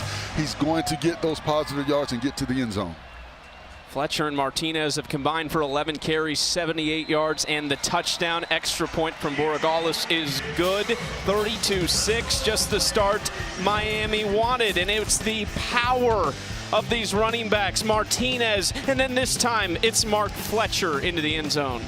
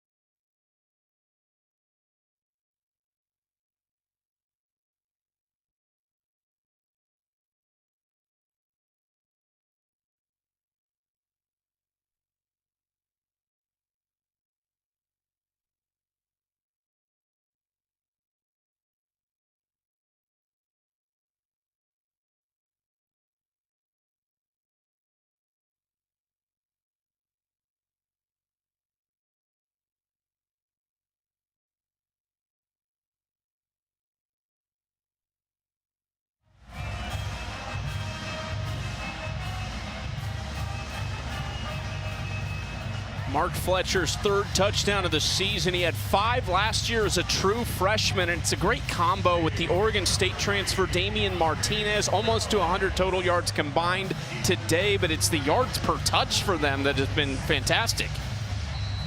Well, they are people movers. They are people that go into crowded places, get hit from all angles, and they stay upright. And then once again, when they get out in the open field, they have the speed to take it to the house. So that's the versatility that this Miami offensive backfield brings to the table every week. Kick toward Goldie Lawrence, who lets it go into the end zone for a touchback. 1st and 10 from the 25 for Daniel Richardson and this Florida A&M offense. What did you make of Richardson's first half? I thought he did as well as he possibly could have with the pressure that he saw on his face. I think they need to, once again, go back to that sprinting him, getting him outside the pocket. But also, I think the offensive tackles for Florida A&M have to accept the challenge. They've got to be more stout. They've got to be more aggressive on the edge. They got to go out and hit somebody, punch somebody in the mouth. You can't just stand there and continue to accept and engulf contact. You've got to go out and dish out that contact. Let those ends know that you're there. You got to get into a hand fight out there on the outside. Back-to-back HBCU National Player of the Week awards for Daniel Richardson. He's going to be hit from behind and dropped. Elijah Alston tracking him down, the transfer from Marshall, who spent 5 years there. And that is a horrible job by the offensive tackle on the outside. He just let him go. He just olayed I would rather you get a holding penalty as opposed to allowing the defensive end just to make an inside move and watch him. The worst thing for a quarterback is looking at the front of your offensive lineman's jersey. Davis, you got to do a better job, big guy. Get your body in front of that defensive end. Give your body up. If you can't get him, grab him, take the penalty. But don't let your quarterback get hit like that. They just walked Kobe Gross, one of the tight ends, off the field. A little bit tenderly. Handoff up the middle and runs into 3 Hurricanes right at the line of scrimmage. That's Thad Franklin on the carry. This Miami defense so far, the 1 interception on the opening drive, 4 sacks, 7 tackles for loss. Well, they're getting up the field. They're getting what they want defensively. On the outside, they're dominating on the edges. And that's all you can ask for from your defense. 3rd and 15. Empty backfield for Richardson. 3-man rush and still under pressure. Oh, he is dragged down. The long arm of Tyler Barron gets to him. A filthy move. And you see what Miami did. They showed 5. They dropped 8 back into coverage. They had 3, so you've got 5 to block 3.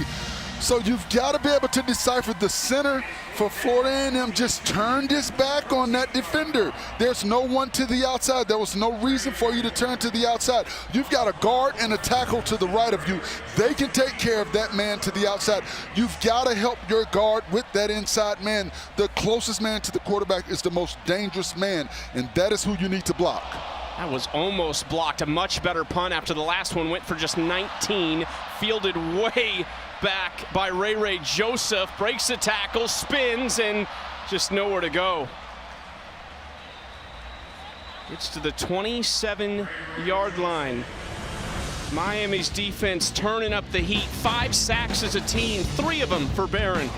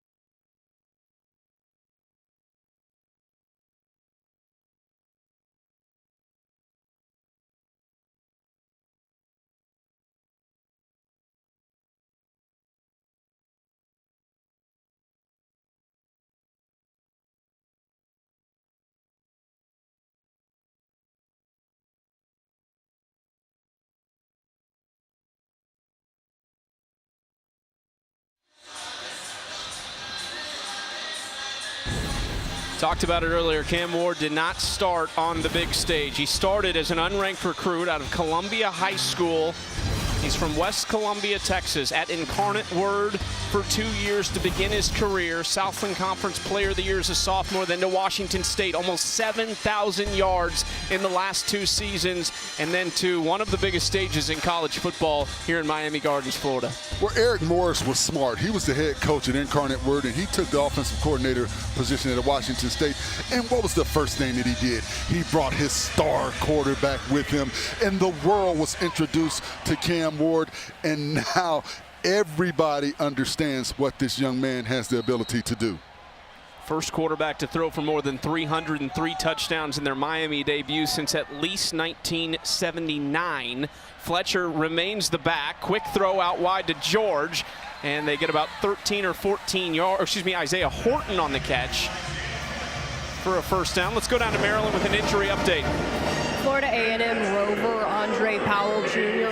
will not return for the Rattlers. He injured his right knee at the end of Miami's last scoring drive. His knee is now taped. He has been seated on the bench by the training staff.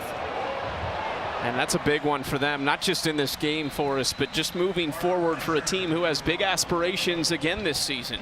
Well, one of the positive things is he was able to put pressure on that leg and able to walk off and get to the sideline. So we just got to hope that it's not anything serious. Maybe it's just a soft tissue issue, something that can heal with time, as opposed to any additional rehab or surgery or something like that. 1st and 10 at the Rattlers' 48-yard line for Cam Ward. Lofton in motion. Ward rolling under pressure. Now is trying to settle down and fire deep on the run for Restrepo. Adjust his body but couldn't haul it in. Flag on the play. I don't know about that flag. They were both fighting for the football. I wonder if they're going to pick this up. I thought they were both fighting for the football. Simeon Hines was in coverage, the junior from Davie, Florida.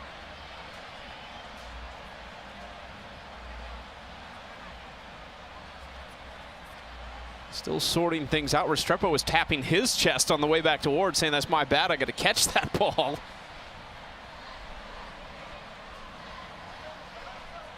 See what John Noli and company came up with. There are 2 fouls, both on the defense. Personal foul, number 5. That penalty's declined. Pass interference, number 32. 15 yards, automatic first down. Said 32, but I think he means Simeon Hines, who's number 15. Eric Horn was the other culprit on the play.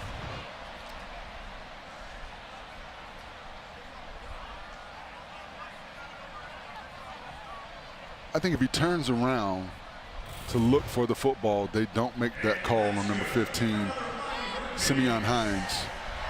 I thought he turned around. He didn't turn around until the end of the play when the ball got there. But if he was turned around as they were both fighting to get down the field, I don't know if they make that call. But that is a good call by the officials.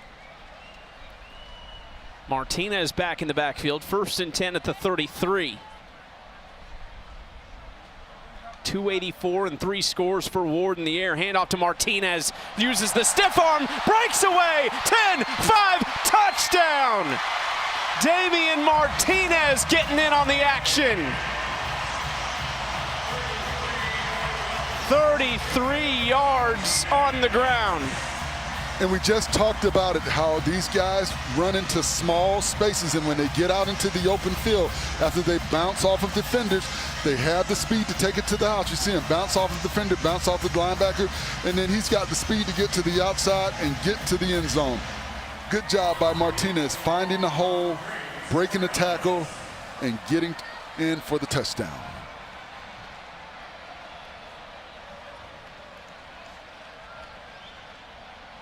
Borregales for the extra point. Splits the uprights. And now Miami starting to run away from it. 14-0 here in the 3rd quarter. And it's Damian Martinez. He saw Fletcher got one, said, "I'm going to need one of those too."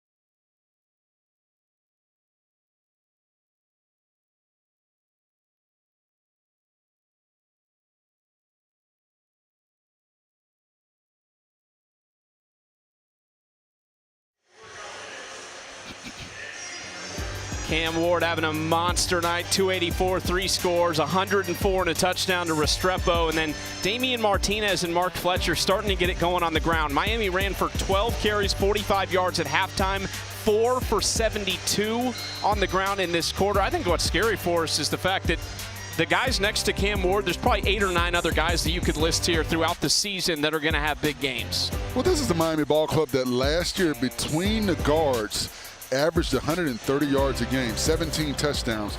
They lose a guard and a center to the NFL, both on active rosters, and they're still able to run the ball in the middle of that offensive line. So that lets you know the development is continuous with this Miami offensive front. Defense not too bad either tonight. Well, they have had pressure all night long. Richardson has been running for his life. When he releases the football, he's getting knocked down. They're snatching the ball out of the air. Backs are trying to get to the edge, but Miami's getting up the field. And then you've got an offensive tackle just being pushed back into the quarterback. I mean, come on, man. And then right here, Tyler Barron, number 9. He's been wreaking havoc all afternoon on Richardson. Nobody can block this young man on the outside. New quarterback in for Florida A&M. It's Junior Muratovic, his 4th year for the Rattlers. He's from Orlando, Florida, redshirt junior. Handoff on the first play. Nice move here from Dean. Breaks a tackle across midfield and pushed out at the 47. That's Kelvin Dean. And you see a good job by the guard and tackle pulling around. And you see Dean able to have a jump cut. He saw the scene. He did not follow them all the way around. He was able to get up the field. Positive yards by this Florida A&M offensive front, offensive line. Great job of blocking. Good job of finding a hole by Dean and getting north and south. But a poor job by the Miami defenders with the extracurricular activity after the play. You cannot do that when you give up a big play. You cannot show that frustration. Personal foul, defense number 99. 15-yard penalty added to the end of the run. Automatic, first down. There was a Florida A&M offensive lineman and a defensive lineman from Miami that were tangled up. They got into it. They were able to get up, but then another Miami defensive lineman running up comes up and knocks that FAMU offensive player down off of his feet. You've got to control your emotion. You cannot allow yourself to do that. You only hurt your ball club when you make that type of play. Ends up as a 44-yard gain between the 29-yard rush, 15-yard penalty, and it puts FAMU on the plus side of the rush yards at 19 for the game now. Muratovic has plenty of time, throwing deep, and just overthrows his intended target. Now watch on the bottom of your screen. You're going to see those two guys get into it. The Florida A&M guy kind of hip tosses him, and he hip tosses the Florida A&M player back, so they're fine. But you cannot run up and do that. The officials were going to let it go. It's just aggression by both players. But then the Miami player comes up with the extracurricular knockdown. You just can't do that. He's probably looking at some stadiums on Monday for discipline. You don't have any experience with that, do you? Yeah, unfortunately. 2nd and 10 at the Miami 31. Handoff to Dean again, and he's starting to chew up some yards here. Slips down, but still got about 4 on the carry. Sets up 3rd and manageable. And Miami starters are still in the football game. So this is not against 2nd or 3rd teamers or backups. Muratovic wanted to go quickly. Pressure coming. Gets it out to Bassett in the flats. Cuts upfield, and he is driven backwards. Hit hard by Raul Aguirre.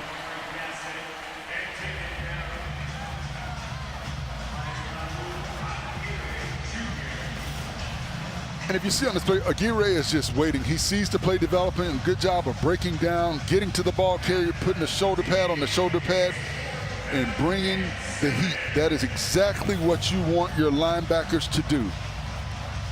Aguirre, primarily a special teams guy last year, just 6 total tackles.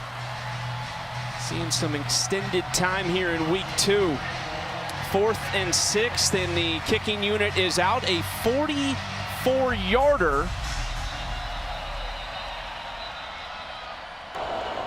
Timeout, Florida A&M.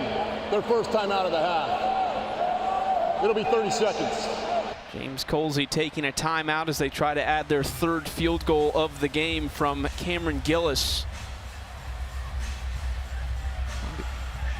Good opportunity here for Maritovic as well against this Miami team who gonna be feeling really good going into week 3, the way this is going. And year 3 for Mario Cristobal. There's some moves around the conference though, and how about the big one? Boston College, and I hate to bring this up, but week 2, Bill O'Brien picking up a big win over Florida State. Well, Bill O'Brien is a huge pickup. Manny Diaz at Duke is a huge pickup as well. We know what he does defensively. He took Coach Willie Simmons from Florida A&M to be his running backs coach. And I think, they're going to continue to build that program. And a huge win today by Fran Brown with that Syracuse ball club beating a Georgia Tech team that, seemed to be one of the hottest teams, not only in the ACC, but in the country. They were able to beat those guys. So you're seeing some movement by some of these coaches that have moved into these new positions. They talked about it on the broadcast today, but for Fran Brown, he got some dudes to go to Syracuse. Kyle McCord's slinging. He's got some weapons, too. Absolutely. And they will be a problem. Great job by John Wildhack, the athletic director up there, getting the right talent up there to guide that football team. Gillis back out there, 44-yarder from the left hash.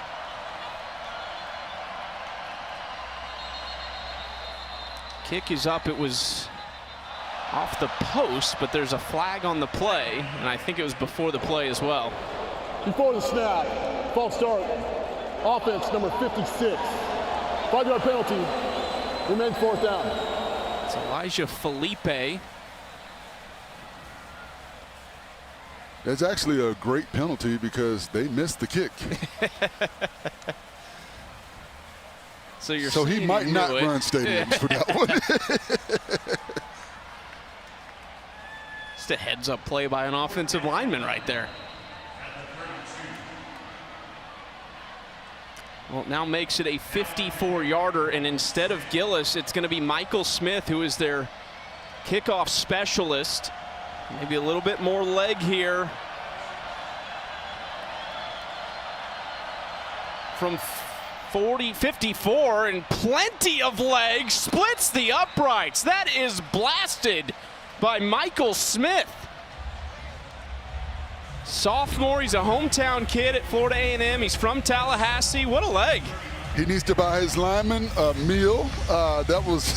He gave him an opportunity to kick that ball over. And you said it. I mean, Chucky, that would have been good for 60. I think so. And you look at that and you say, okay, this is now a weapon moving forward as they get into SWAC play. Confidence for him too, right? I mean, you're at the U making that field goal. And so you look now, you get past the 35-yard line going in, you feel good about kicking the football if you're Florida A&M. Smith set to kick it away now. It looked like Cam Ward was throwing the rock around a little on the sideline.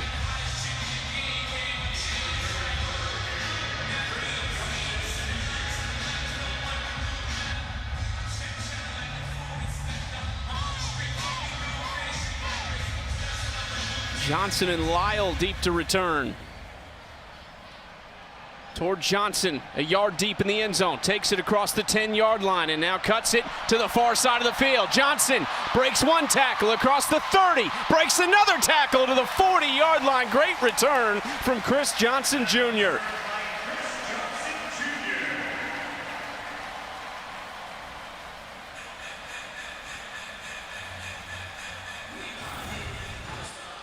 So many weapons for this Miami ball club. You see Chris Johnson Jr., he had the touchdown earlier in the football game. You see the speed, the breaker to get to the outside, the elusiveness, and he's following his blockers a good job. And you see Coach Cristobal reacting. That is exactly what we're looking for. You gotta love it when you can make your head coach act like that. Well, and Cam Ward stays out there. 7:18 to play in the third quarter. Another chance to add to his impressive stat line so far, and he will. Right away to Brown. trying to use the stiff arm near midfield, and then not enough for a flag there, but physical play along the sideline. Bowler knocks him out. And I like the way the Florida A&M defenders just got up and ran back on the field as if to say, you know, we're just playing football, nothing extra, no extracurricular.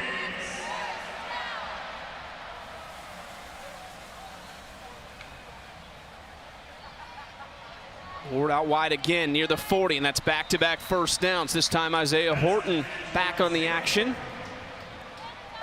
Ward now over the 300-yard mark, right around 3:05 for the day.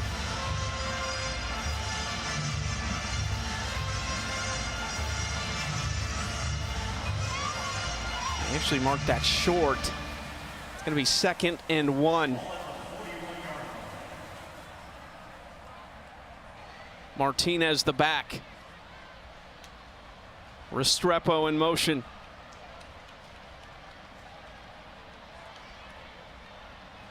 Ward looking to the right side, looking deep, has a man, and dropped. Sam Brown, the intended target, guarded by their top defensive back, Kendall Bowler.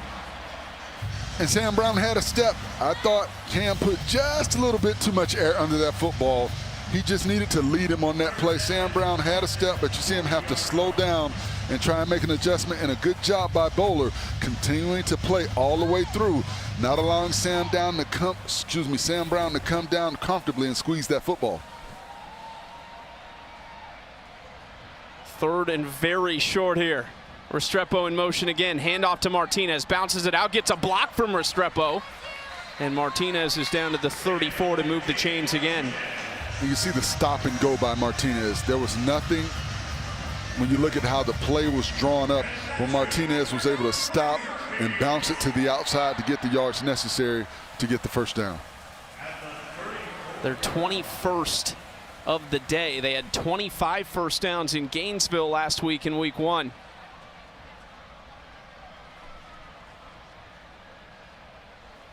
Trips left, Martinez still the back, picks up the rusher. Ward under pressure, now steps up and wants to run it. He's spun down inside the 30 by Jaron Fox. What's interesting is as athletic as Cam Ward is, he doesn't run the football very often. But what he does a good job of when he does run, when he's close to the sideline, he steps out prior to getting hit, and when he's in the middle of the field, he gets down. He gets as many yards as he possibly can, but he avoids contact. Saw that last week when he coolly kind of walked it out of bounds in Gainesville along the sideline. It was demoralizing to those defenders. You saw him. Because it was very nonchalant. It was almost disrespectful. It's kind of what, I mean, he's just got that swag about him. There's a flag on the field late here. But I think that's trickled down throughout the team, and the coaches love it. Well, to me, it's kind of a Miami moxie. You know, it's what you expect from the Miami Hurricane football team. That's how they play the game. That's how they act on the field. And it's about that. After the play, personal foul, defense number 2. 15-yard penalty will be enforced half the distance to the goal. It's an automatic first down.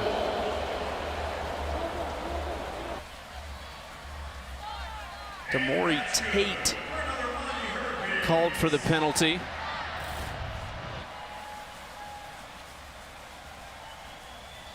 And that's just unnecessary by Tate. You've got to control your emotions. You can push the guy off of you, but to take a slap and swipe across the face mask, you're going to get that penalty every time. Jarring with Jacoby George there at the end of that play. He'll be running at Bragg Stadium on Monday.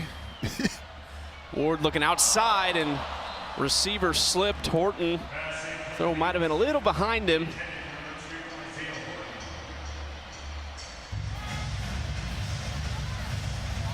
Total yards tonight, Miami 433 to $158.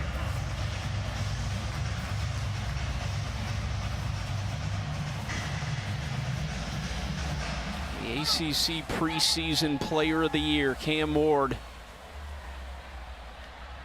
2nd and 10, handoff to Martinez. Undercut near the 8-yard line.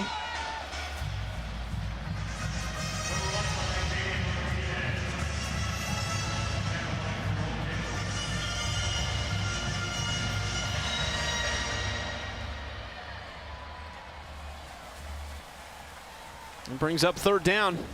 Third down and 6 at the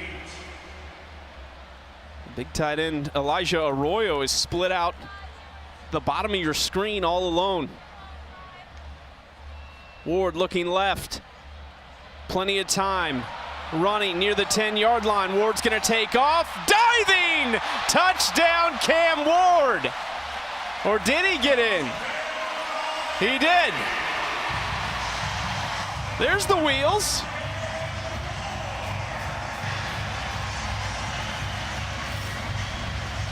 And that was a poor angle by the Florida A&M defender, number 20. You've got to take a better angle. You've got to run to the outside. You want to squeeze Cam and make him cut it back up where pursuit is coming from. That's definitely a touchdown. But Jerome Nichols, you have to do a better job of squeezing him back in. You cannot take a poor angle. Cam has the speed to get to the outside. Are you holding your breath as a coach on the sideline watching Cam Ward go airborne this late in the game? Ooh. And I wouldn't be surprised if that's the last that we see of Cam this afternoon. Oragalis continues his perfect night. If it was a discussion, that might have expedited his departure. Yes. After a very successful night, 8 plays, 60 yards, over 334 that drive. And Coach Colesy is not happy right now. You see Cam, he's getting to the outside. He sees nobody's there. And the poor angle on the outside taken by Jerome Nichols allows Cam to get to the pylon. You've got to try and get to the outside, make Cam plant that foot and turn it back up. You'll have pursuit coming and possibly be able to get him down. But you cannot get into a foot race with him on the outside. He's going to be the linebacker every time. And you see him looking at the tablet that they get to use this year for in-game video. Mario Cristobal joked that so he felt like he was at home. Everybody's got screens out in their face in it, but he loves it.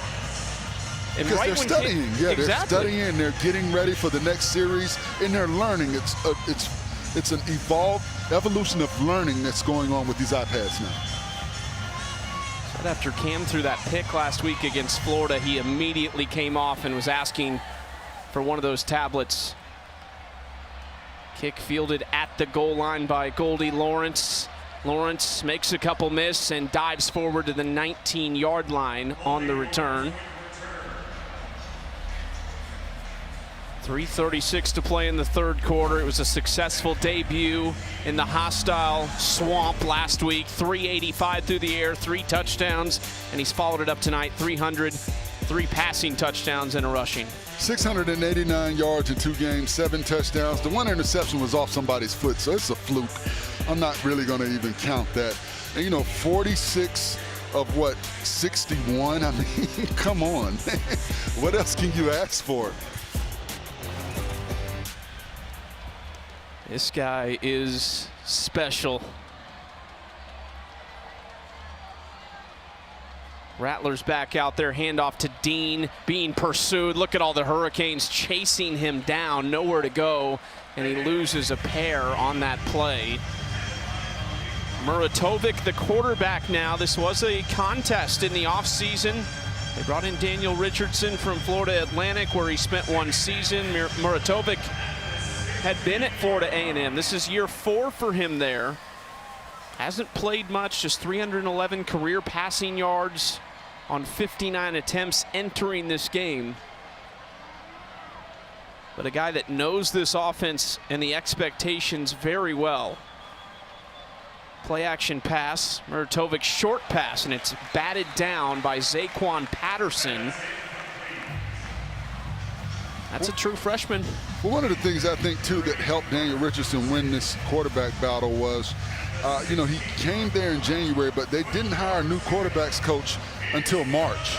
So, you know, the different philosophy. So you lose Coach Simmons, who was the quarterbacks coach, and you bring in, you know, a new quarterbacks coach. So I think that made that competition a little bit more even and allowed Richardson to win the competition. Muratovic and company in tough position here. 3rd and 12. Inside their own 20-yard line. Pressure coming from Miami.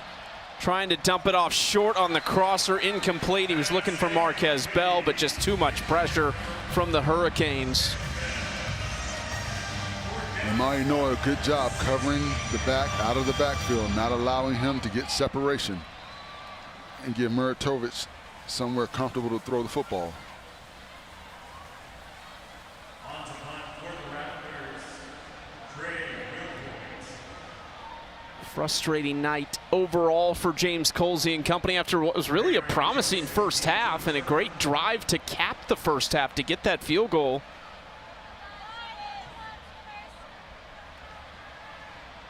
Another high spiraling punt inside the 40, caught there, and look at this, the speed by Ray Joseph darting across midfield to the 43-yard line where Miami takes over 1st and 10. 21-yard return from Joseph right there. Let's see who is calling the shots for Miami on this drive.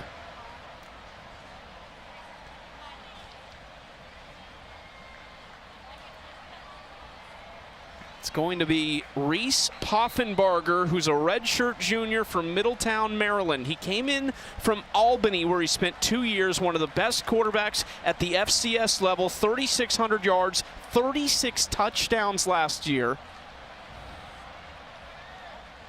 Handoff and dragged down at the 39-yard line. That's Jordan Lyle, a true freshman from just down the road in Fort Lauderdale, Florida.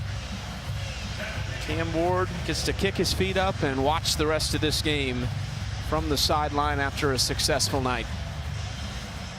How about that? Only Miami player to start a season with 2 straight games of 300 pass yards and 3 pass touchdowns. 12 men on the field.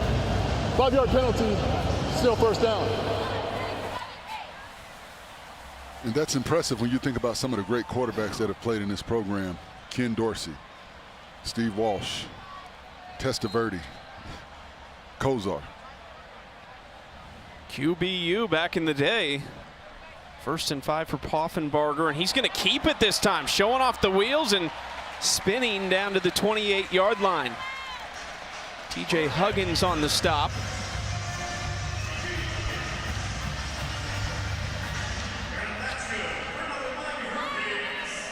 We talked a lot about the experience of this for the Florida A&M players, regardless of the score, but for these Miami players as well, early in the season, just trying to get a feel for the offense and new teammates in the case of Poffenbarger.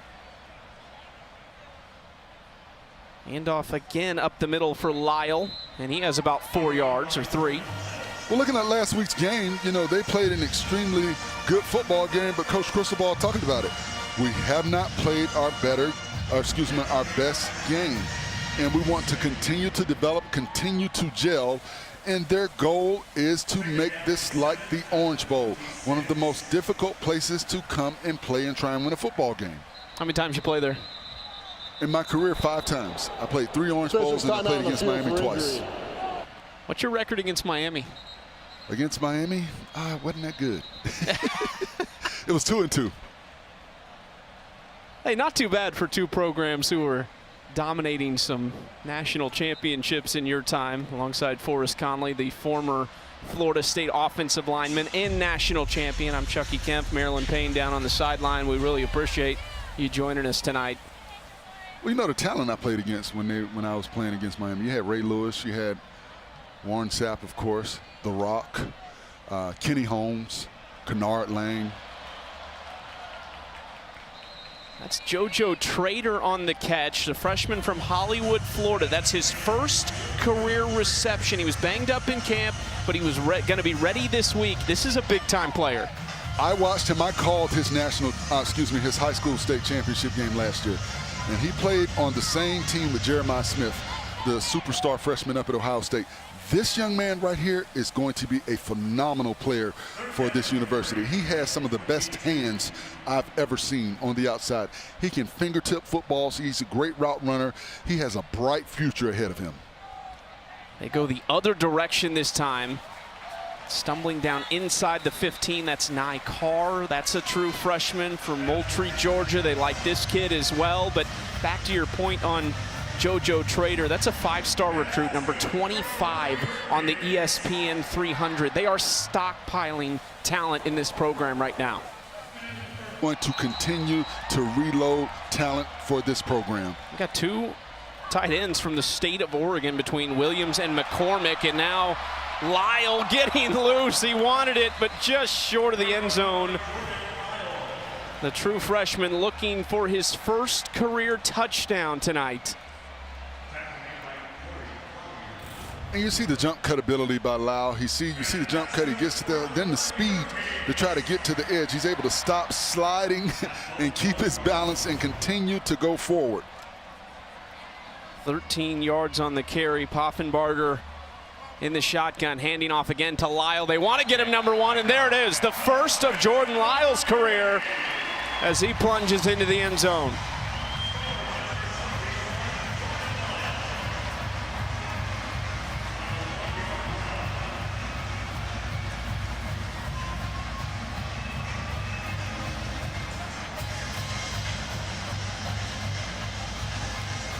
Six plays, 43 yards over 3 minutes and 11 seconds for the Miami Hurricanes.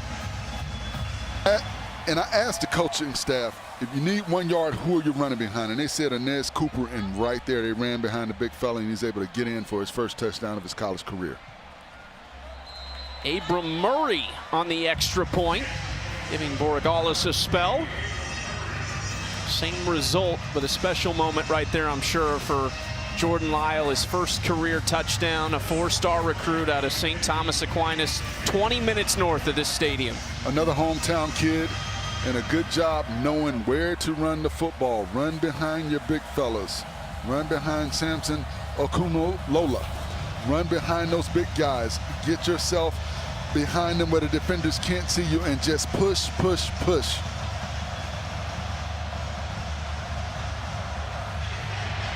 Mario Cristobal a little bit happier here in this second half. They outgained Florida A&M 219 in the third quarter.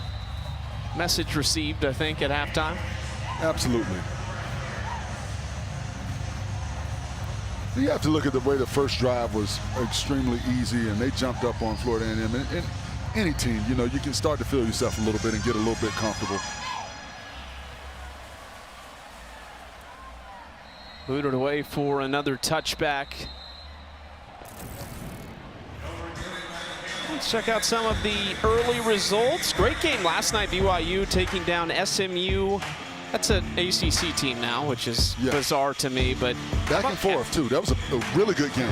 And Cal going to Auburn and picking up a big win. I mean, there's some interesting results today that we've seen so far. Pitt beating Cincinnati. That's you know, an ACC team beating the Big 12 team. And coming from behind, Cincinnati got off to a great start at home in that game. Duke Northwestern was an interesting game as well. That went to overtime. Well, up next for Miami, it'll be Ball State here at Hard Rock Stadium. A bye week for Florida A&M next week, which after a really good start to the season, they started 2-0, a couple come from behind wins. You get to come to Miami, tough weekend, but a chance to reset here in this bye week. And that'll be good for this ball club. Remember, they started week 0. So they, you know, are probably, you know, needing that rest. A lot of emotion. Yeah, one of very few teams in the country that have played 2 games to this point.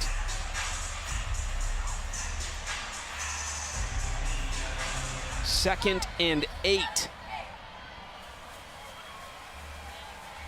Muratovic sends a man in motion. Low snap, handoff up the middle. And a few yards on the carry. Dorian Collier. If there's anything the Miami coaching staff will come away from this game, you know, having some concern about, is Florida A&M's ability to run the ball between the tackles. They've got some good runs. They've broke some runs as well, running that football. And as they get into conference play and play against some tougher opponents, that's something that they're going to have to work on to make sure they're able to stop that run in the middle of that defense. Top offense and defense in the SWAC last year. They lost Jeremy Musa, their star quarterback. This is picked off. Intercepted in the middle of the field. Cam Pruitt. How about that for a true freshman from Theodore, Alabama? And some more of that talent that Coach Cristobal talked about. Watch Pruitt. He's just dropping the quarterback. He's throwing off of his back foot. There was nowhere to go with the football. You just throw that into the ground or take the sack. You don't throw that football. There are 3 defenders there. There was one Florida A&M offensive player, but he was almost out of the picture when he released that football. He had immediate pressure because they brought the blitz. You just got to throw that ball away or take the sack, but you don't throw the ball in the middle of the field like that. 1st and 10 at the 32-yard line for Miami, and Poffenbarger wants to throw it quick out wide. Hit quickly over there. Nice tackle by Michael Opong. Let's check in with Maryland.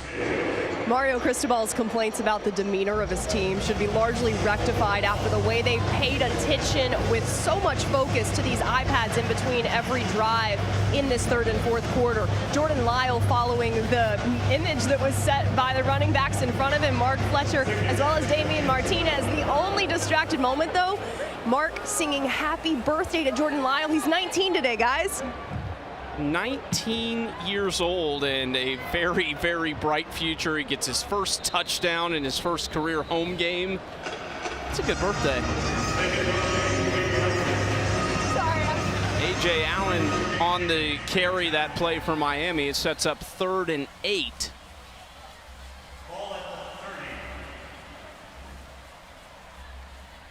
I feel like Maryland's probably looking for birthday cake right now on the sideline. She's hunting it down.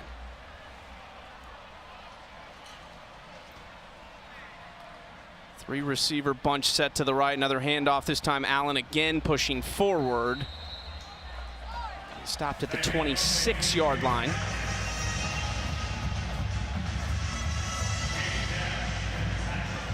Miami very effective on 3rd down tonight. 7 for 9 before that one. Sets up 4th and 4.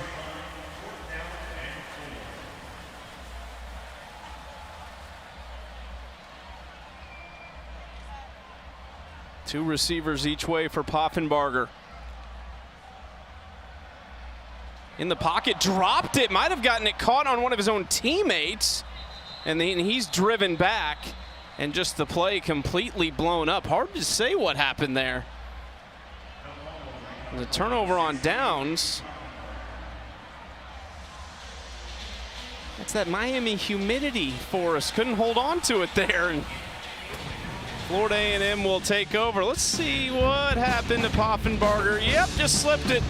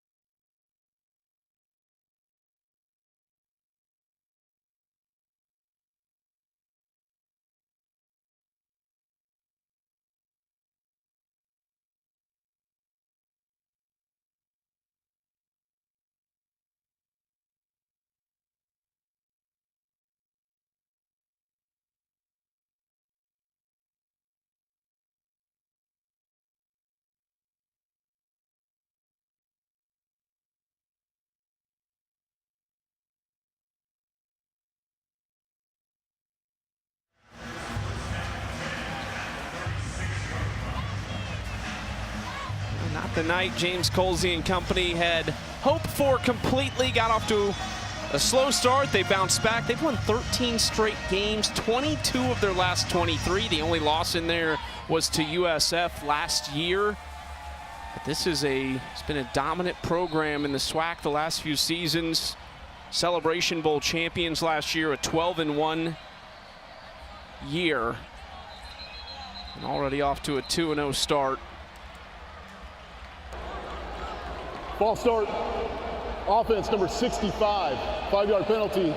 Remains first down. And Maryland has more.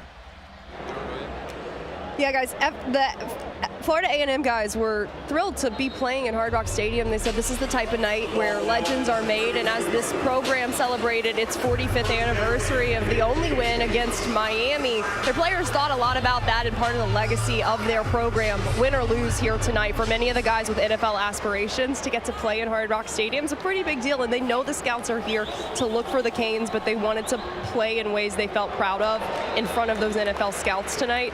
In particular, Daniel Richardson is from Miami. That's his hometown. And he said, listen, I hate to say this week, but I love Miami. I love the Canes. It's usually go Canes, except for when it's us. Definitely not tonight, but I'm excited to be out there. James Colsey talked about they've got a couple pros. They got a couple Hall of Famers from back in the day. These guys wanted their opportunity to show out. I thought Richardson overall was pretty good. Absolutely, and Florida A&M has a great program, you know, a great history with the NFL. Ken Riley just went into the Hall of Fame, should have been in the Hall of Fame. But, you know, they have a a program rich in tradition. Pumped it out wide to Jalen Howard in the flats. That brings up third down. James Colsey just trying to carry on that tradition. First year as head coach. He's been there a couple years prior under Willie Simmons. Founded in 1887, Florida A&M in Tallahassee, Florida. That lone win Maryland talked about was in Tallahassee. It's the only game these two have played there. 16-13 the final score. First time they ever met back in 1979. Fired across the middle, tipped and incomplete. Robert Stafford in on the coverage, batted that pass away. A redshirt freshman from Melbourne, Florida. Brings up 4th and 8.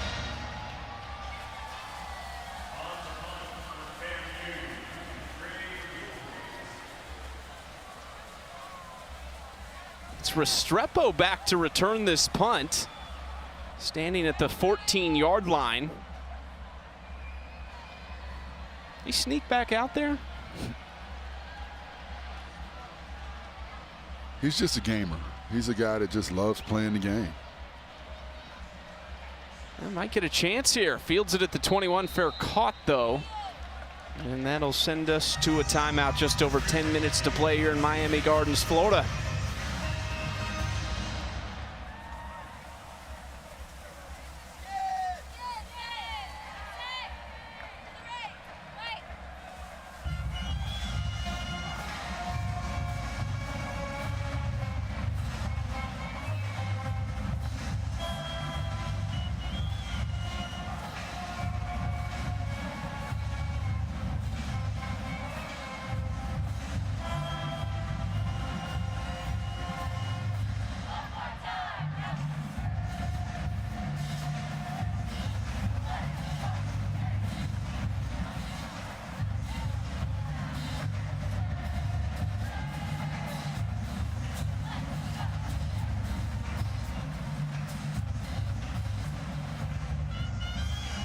Team College Football Playoff begins December 20th on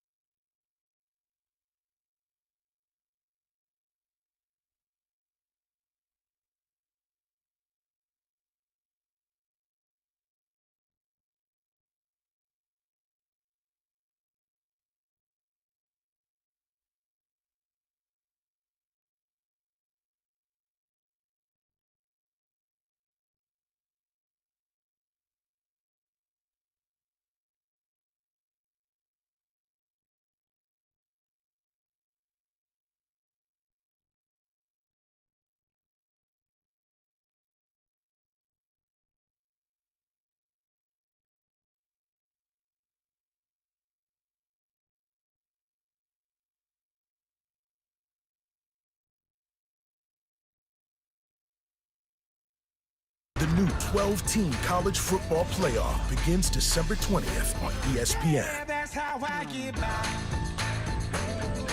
Can't wait for this for us. I am so excited for the expansion of the college football playoff. The 5 highest-ranked conference champions receive automatic bids. It guarantees a group of 5 conference team to make the playoff. That's been one of the big discussion points. The 4 highest-ranked conference champions receive first-round byes. I'm ready to see the playoff game on the home sites, though. That opening round games between the 5 to 12 teams, I can't wait to see those home site games. That's going to be exciting. And what's interesting, when you look at the ACC, they don't have divisions anymore. So they're going to take the 2 best teams. So you look at a team like Georgia Tech that lost today. Even a team like Florida State that has 2 losses, of course, they would have to have an immaculate finish to the season to get in. But the top 2 teams in the conference will compete for the conference championship. So that makes it all that more interesting when we get to those 12 teams at the end of the season. I'll put you on the spot here. Is Mario Cristobal leading his team to the college football playoff this year? I think they have a really good chance. When you look at their schedule, you look at how they're playing, they're going to continue to get better. You look at the talent, and you look at their depth. One of the things they talked about on their defensive front was last year they ran out of defensive linemen, so they had to go to a 3-man front.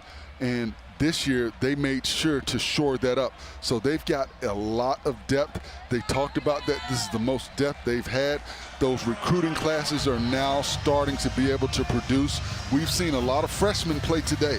They've got freshmen that are starting on both sides of the ball, and they've got guys that are ready to go. We talked about JoJo Trader. He's a dynamic player on the outside. Nye Carr, another dynamic player on the outside. So they've got players across the board. Look at Jordan Lyle, a running back. You've already got Martinez and Fletcher. Then you bring in Lyle. Chris Johnson, he scored a touchdown. He's another back. So they've got the tools necessary to compete. They have to protect Cam Ward. That is the key for Miami. And Maryland has more on this. Damian Martinez is watching our college football playoff promos if nobody else is. He told me this is the longest college football season ever, and we expect to be playing in that latest than ever last game, but we have so much work to do, even beyond just beating Florida in the Swamp and winning our home opener. It's in the details, and we have to continue to get better. And we appreciate that, Marilyn. I'm glad you caught him checking out the college football playoff promos. Offenbarger on the run, throws a dart downfield, incomplete. Good coverage down there. And the other thing, you mentioned the schedule for Miami. Entering today, they had 2 teams that were ranked left on their schedule. Florida State's not in the rankings anymore. One of those teams was Georgia Tech, who was ranked 23rd and lost at Syracuse. They're going to have possibly just 1 ranked team left on the schedule. They can run the table. I'll tell you a dark horse. Everybody's looking at the Louisville game. Florida State will still be tough. I think they'll get it together by the time they play. Duke will play tough because, Manny's going to have those guys ready to play. Manny Diaz, the new head coach at Duke University. But a game that is scary to me, that at South Florida. South Florida's giving Alabama problems right now. And you've got a team full of guys that are from the state of Florida. They've got some talent from down here in South Florida on that ball club in Tampa. I think that is a game that you have to be careful. Officials time out on the field for injury. Well, in that regular season finale at Syracuse, you just never know with all the transfers. It's hard to dissect teams early in the year, but certainly Kyle McCord and Syracuse looked the part today against Georgia Tech. At Louisville as well could be a tough matchup. Because you have to factor in injuries. You have to factor in, teams getting better. Still early in the season. There's a lot of football left to play. But I think if they can keep Cam Ward healthy, he's got all of the tools that he needs to be successful and for this team to continue to play on and get to the college football playoffs. That was Michael Opong that left for Florida A&M. Now Poffenbarger stepping up, using his legs to extend the play beyond the pocket, running, spinning, and falling for a first down. Reese Poffenbarger's first action as a Miami Hurricane tonight. And the backup role to Cam Ward. They also have Emory Williams, who's a young guy out of Milton, Florida, at that spot. Officials time out on the field for injury. And it looks like some of the Florida A&M players are cramping up right now. Number 92, Stantavius Smith, and will step away.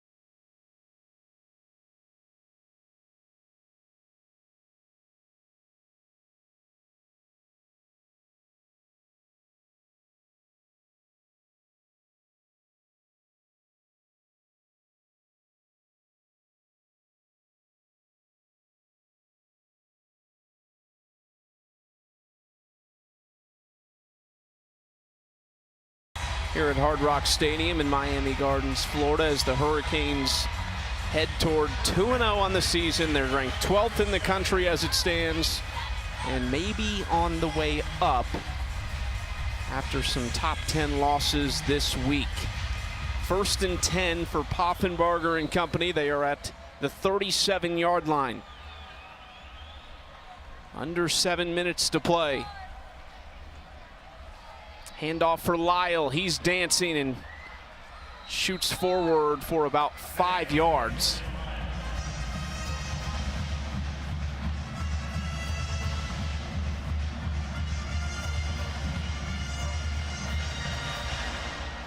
Getting some good action for their reserves out there on the field.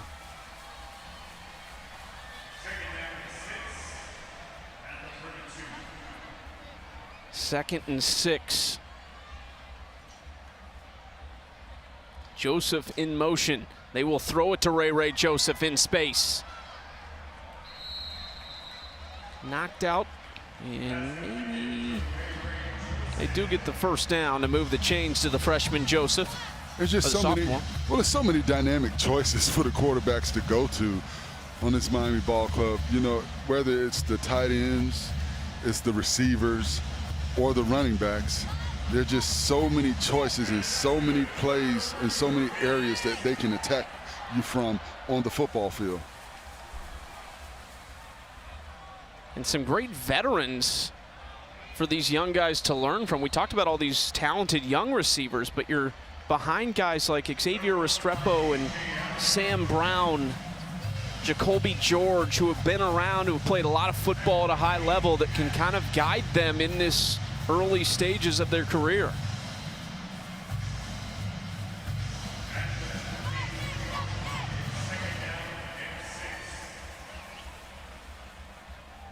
"20 different receivers have caught the ball tonight between the two teams. 12 for Miami. Another handoff. Allen across the 20, spinning, breaking a tackle to the 10.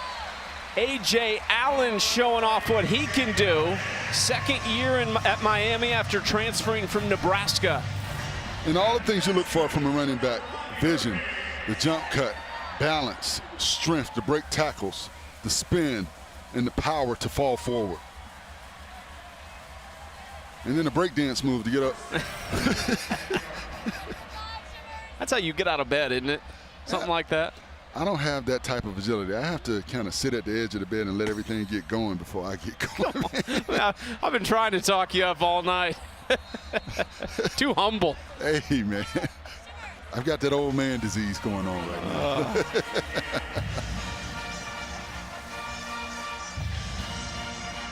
Approaching the 4-minute mark here, 2nd and goal.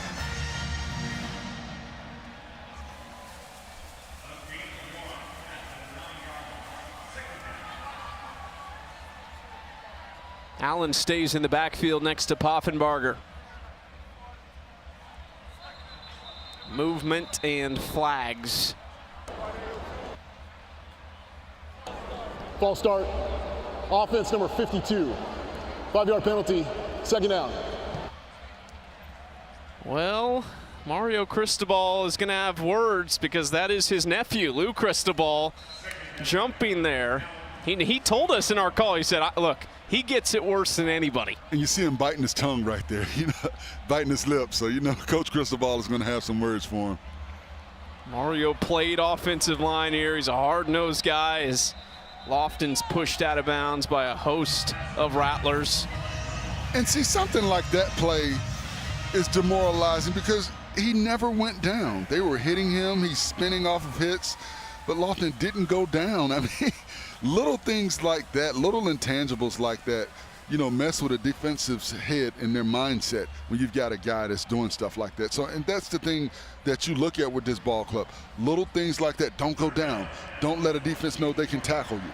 Those are the intangibles that make great ball clubs as you move forward into tougher play and into conference play in a couple of weeks. And brings up 3rd and goal. Back at the 14-yard line. Poffenbarger spun around, trying to stay on his feet, but not going to go anywhere.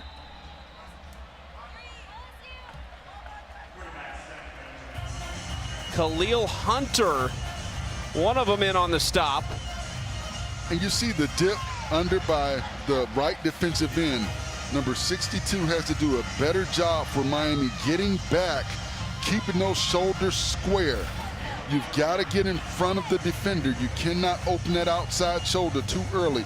You have to get to 3 kick steps back prior to opening that outside shoulder, because at that 3rd kick step, you're at the quarterback's level, and you can run the defender past the quarterback. Nice job by the Florida A&M defensive end to get that dip and get past that offensive tackle to get the sack. Another chance for Abram Murray from 39 yards, and that's good. He's 2 for 2 tonight in relief for Borregales. And we are at the 2-minute timeout. 56-9, all Hurricanes.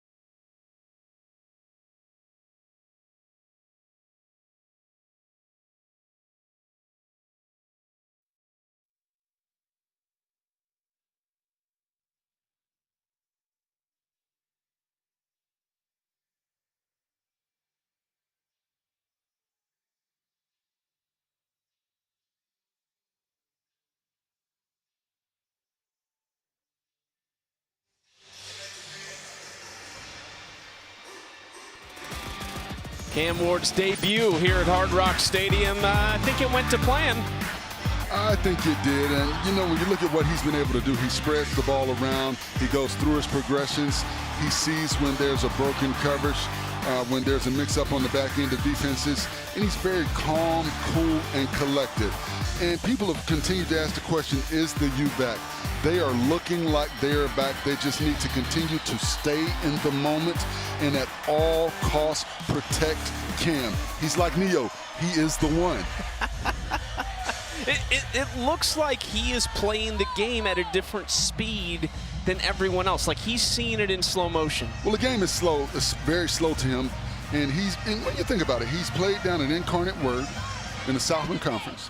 Then he goes out to, you know, the Pac-10 and plays out there against tough competition in tough environments. And everybody was talking about going to Florida Field and playing there and how difficult it was going to be with the noise and all that good stuff. Let's not act like he hadn't played at USC. Let's not act like he hadn't played at Oregon. You know, let's not act like he hadn't played at Washington. He's played at some tough environments. There's some tough environments at the FCS level. So this kid, he just has all the intangibles and the moxie, and he's where he wants to be, and this offense is catered to him with the talent that he has around him. He has an abundance of talent to spread the ball around.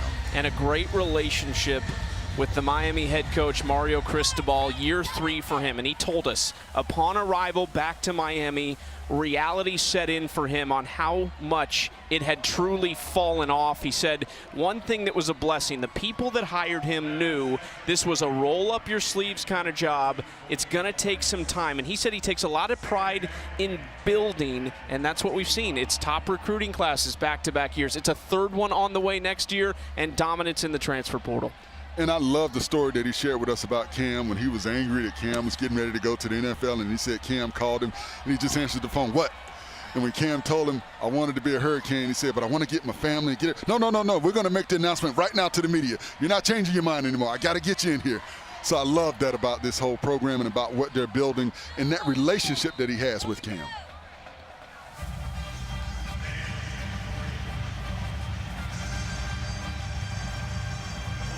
Check in with Marilyn, who can add. The margin for error here at Miami is so thin because it means so much to Mario Cristobal. His frustration at halftime is evidence of that, and his players, they feel it and they know it on the sideline. It's part of the expectation for this program. Fans down here, y'all, they're thanking players for playing the way they play tonight. A couple of the fans along the sideline telling me it's been 15 years, if not longer. This is what we've been waiting for. That's the reception for Cristobal, and he knows that he wants it more than they do, even so.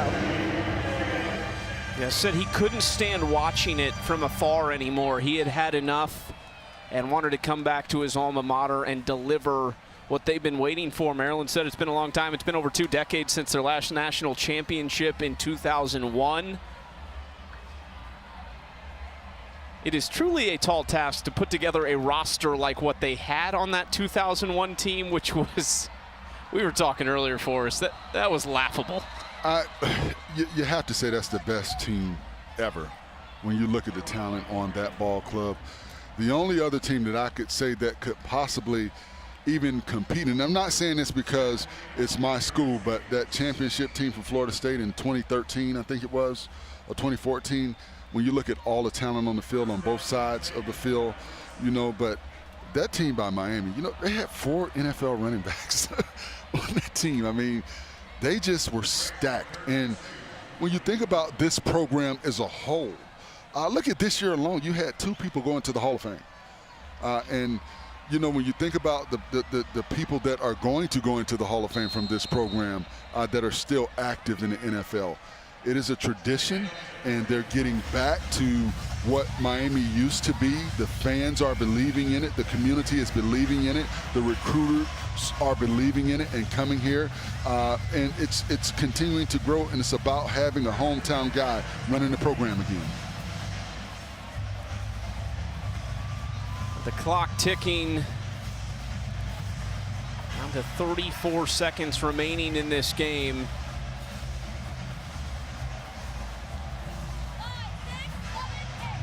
And for Florida A&M, they have had bright days, and there are brighter days ahead. A tough place to come to play the Miami Hurricanes, but this team is going to be very good again this year. That is an interception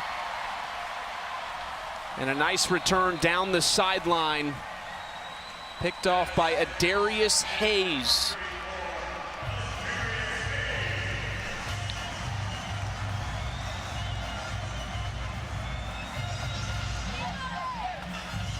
And you see the joy by the teammates, all congratulating him. That's something you hadn't seen in a while on the Miami sideline. Those guys playing for each other, playing for one another. And that's what Coach Cristobal has brought to this program. They play for each other. There's no individuality on this ball club. And that is how you chase and win championships, playing for each other. Well, talking to Shannon Dawson, the offensive coordinator, that's one thing. Really, both coordinators said that, Shannon Dawson and Lance Guidry on the defensive side, how much they love seeing these players and the interactions that they have and the personalities that mix on this team to make them what they are. 1st and 10 with 25 seconds left. Another handoff up the middle. Judd Anderson is in at quarterback now. And that's going to be the last play of the game. Mario Cristobal in year 3. It was his best season when he was at Oregon with a senior quarterback who threw for almost 3,500 yards by the name of Justin Herbert. Well, he's got